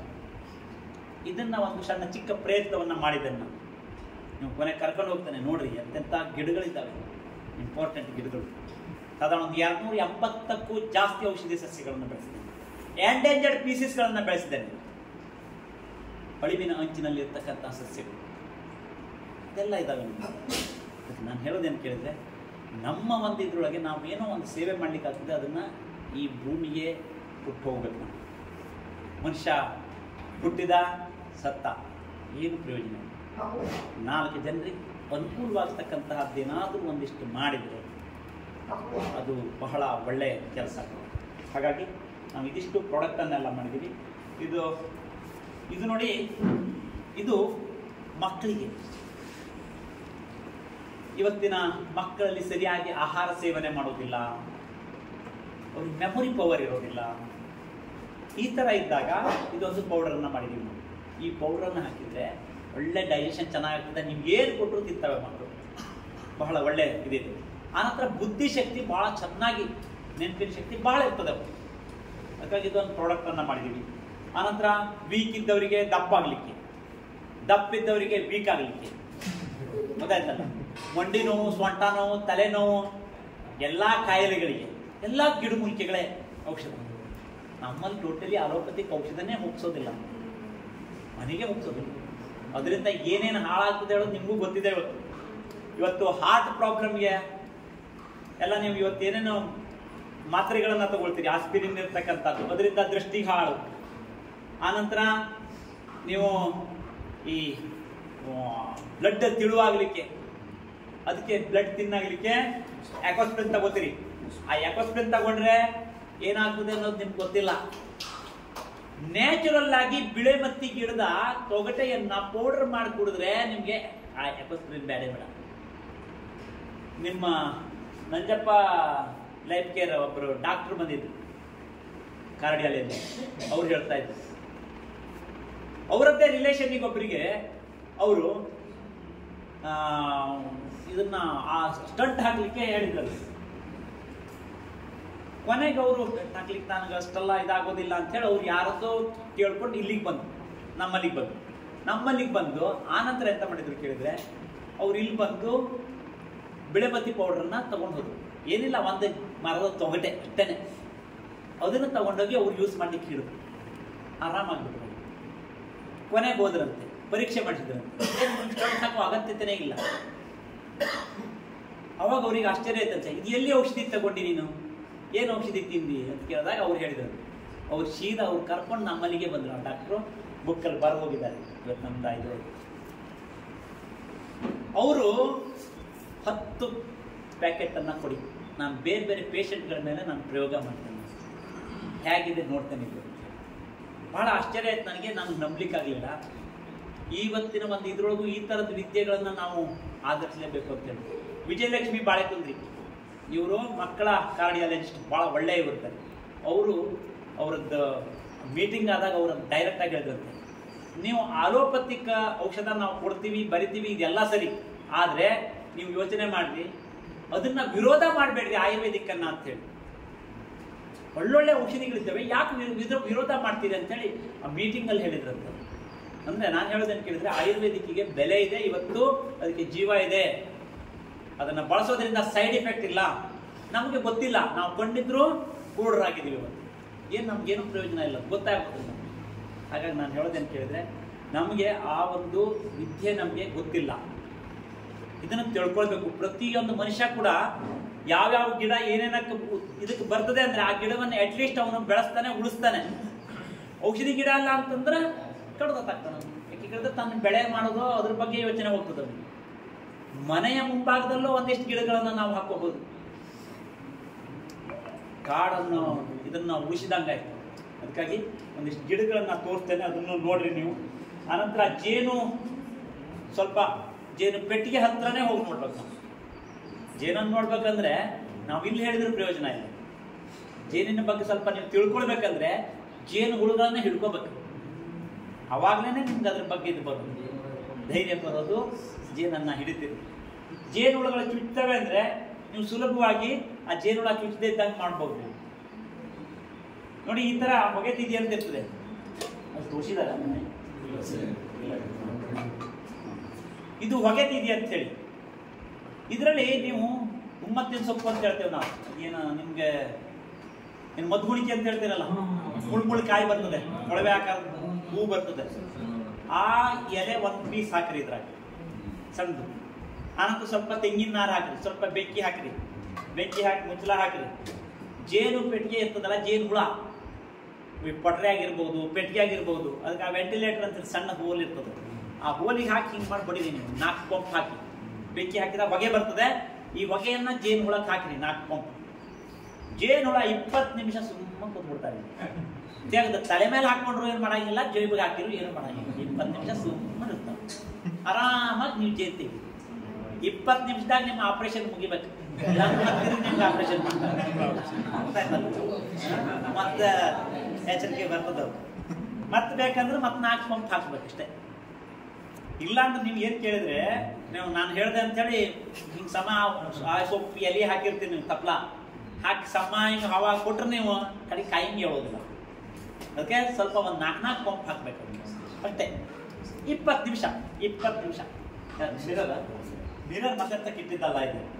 ಮಿರರ್ ನಾವು ಒಂದ್ ವೇಳೆ ನಾವು ಈ ಮಾಸ್ಕ್ ಹಾಕೋದಿಲ್ಲ, ಮಾಸ್ಕ್ ಇರ್ತದೆ, ಅದು ಮಾಸ್ಕ್ ಹಾಕೋದಿಲ್ಲ, ಇದನ್ನ ಯೂಸ್ ಮಾಡ್ತೀವಿ. ಜೇನುಹುಳ ಪಟ್ಟಿ ತೆಗಿಯೋದ್ರೊಳಗನೆ ಒಂದೊಂದ್ಸತಿ ಅಟ್ಯಾಕ್ ಮಾಡ್ಬಿಡ್ತಾರೆ. ಏನಾದ್ರು ತೊಂದರೆ ಆಗಿದ್ದಿಲ್ಲ, ಅವಾಗ ಏನ್ ಕೇಳಿದ್ರೆ ಚುಚ್ಚಿದ ಸ್ಟಿಂಗ್ ಅಂತ ತೆಗಿಬೇಕಲ್ಲ. ಇದು ಮುಖಕ್ಕೆ ಎಲ್ಲಾರು ಮಾರಿಗೆ ಚುಚ್ಚಿದ್ರೆ ಸ್ಟಿಂಗ್, ಇದೆಲ್ಲ ವೇಸ್ಟ್ ಕನ್ನಡಿ ಪೀಸ್ ಇರ್ತದೆ. ಅದನ್ನ ಇದಕ್ಕೆ ಅಡ್ಜಸ್ಟ್ ಮಾಡಿ ಇಟ್ಟಿವಿ ಅಷ್ಟೇ. ಮತ್ತೆ ವೇಸ್ಟ್ ಆಗಿರ್ತದೆ ಎಲ್ಲ. ಈ ಕೆಲವು ಕನ್ನಡಿ ಇದು ಒಡೆದು ಬೀಳ್ತವೆ, ಇದಕ್ಕೆ ಹಾಕಿದ್ವಿ ಹಂಗೆ ನೋಡ್ರಿ. ಆನಂತರ ಈ ಕೊಡಜೇನು ಹುಳ ಅಂತ ಬರ್ತದೆ, ಎಲ್ಲೋ ಬ್ಯಾಂಡೆಡ್ ವ್ಯಾಸ್ಪ್ ಅಂತಾರೆ. ಅವು ಬಂದ್ರೆ ಜೇನು ಗೂಡು ಬಿಟ್ಟು ಹೋಗ್ಬಿಡ್ತವೆ. ಅದಕ್ಕೆ ಈ ತರ ಗೇಟ್ ಹಾಕಿದ್ರೆ ಅದು ಇದು ಒಳಗೆ ಇಲ್ಲಿ ಮೇಲ್ಗಡೆಯಿಂದ ಹಿಂಗೆ ಒಳಗೆ ಹೋಗ್ತದೆ. ಆನಂತರ ಇದು ಸ್ವಲ್ಪ ಹೀಗಿದೆ ಕ್ರಾಸ್ ಆಗಿ, ಇಲ್ಲಿಂದ ಇಲ್ಲೇ ಓಡಾಡ್ಲಿಕ್ಕೆ ಹೋಗ್ಲಿಕ್ಕೆ ಹೊರಗೆ ಬೀಳ್ಲಿಕ್ಕೆ ನೋಡ್ತದೆ. ಜೇನು ಹುಳುಗಳು ಬಂದು ಹೀಟ್ ಕೊಟ್ಟು ಅವನ್ನ ಸಾಯಿಸ್ಬಿಡ್ತವೆ. ಸುಲಭ ಆಯ್ತು. ಆನಂತರ ತೈಸಾಕ್ ರೂಢ ಹೇಳ್ತಕ್ಕಂಥ ಕಾಯಿಲೆ ಬರ್ತದೆ ಅನ್ನುವಂತ ನಿಮ್ಮ ಸೂಚನೆ ಇದ್ರೆ ಮೊದಲೇ ನೀವೇನ್ ಮಾಡ್ಬೇಕು ಹೇಳಿದ್ರೆ, ಎಳನೀರು, ತುಳಸಿ ಮತ್ತು ಅರಿಶಿಣ 3 ಅದಕ್ಕೆ ಔಷಧ. ತುಳಸಿ ಮತ್ತು ಅರಿಶಿಣವನ್ನ ಪೇಸ್ಟ್ ಮಾಡ್ಕೊಳ್ಳಿ, ಚೆನ್ನಾಗಿ ರುಬ್ಬಿ. ಆನಂತರ ಎಳನೀರು ಹಾಕ್ರಿ, ಆನಂತರ ಕದಡ್ರಿ, ಅದನ್ನು ಸೋಯಿಸ್ರಿ. ಆನಂತರ ಅದಕ್ಕೆ ಈಕ್ವಲ್ ಜೇನುತುಪ್ಪ ಹಾಕ್ರಿ. ಹಾಕಿ 2 ತಿಂಗಳಿಗೊಮ್ಮೆ ಸ್ವಲ್ಪ ಫೀಡಿಂಗ್ ಮಾಡಿ. ಸಕ್ಕರೆ ಪಾಕನೂ ಹಾಕ್ಬಹುದು. ಹಾಕಿ 2 ತಿಂಗಳಿಗೊಮ್ಮೆ ಫೀಡಿಂಗ್ ಮಾಡ್ರಿ. ನಿಮಗೆ ಆ ಜೇನು ಹುಳುಗಳಿಗೆ ತೈಸಾಕ್ ರೋಗನೇ ಬರೋದು.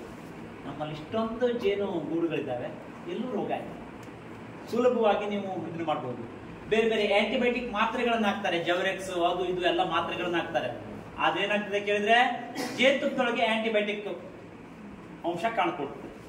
ನೀವೆಲ್ಲಾರು ರಫ್ತು ಮಾಡ್ತೀರಿ ಜೇನುತುಪ್ಪ ಅಂದ್ರೆ ವಾಪಸ್ ಬರ್ತದೆ. ಎಷ್ಟೋ ಸಮಸ್ಯೆ ಆಗಿ ಜೇನುತುಪ್ಪದಲ್ಲಿ ಆಂಟಿಬಯೋಟಿಕ್ ಇದೆ ಅಂತೇಳಿ ನಮ್ಮ ಬೇರೆ ದೇಶಕ್ಕೆ ಕಳಿಸ್ಲಿಕ್ಕೆ ಆಗದೇ ವಾಪಸ್ ಬಂದಿದ್ದಿದೆ. ಹಾಗಾಗಿ ನಾನು ಹೇಳೋದೇನು ಕೇಳಿದ್ರೆ, ಈ ತರ ಮಾಡೋದ್ರಿಂದ ಯಾವುದೇ ಸಮಸ್ಯೆಗಳು ಉದ್ಭವ ಆಗೋದಿಲ್ಲ. ಆರಾಮಾಗಿ ನಿಮಗೆ ಜೇನಿನ ರೋಗ ಹತೋಟಿಯಲ್ಲಿ ಇಡಬಹುದು. ಮತ್ತೇನಾದ್ರೂ ನಿಮಗೆ ಕ್ವಶನ್ಗಳಿದ್ರೆ ಕೇಳಿ.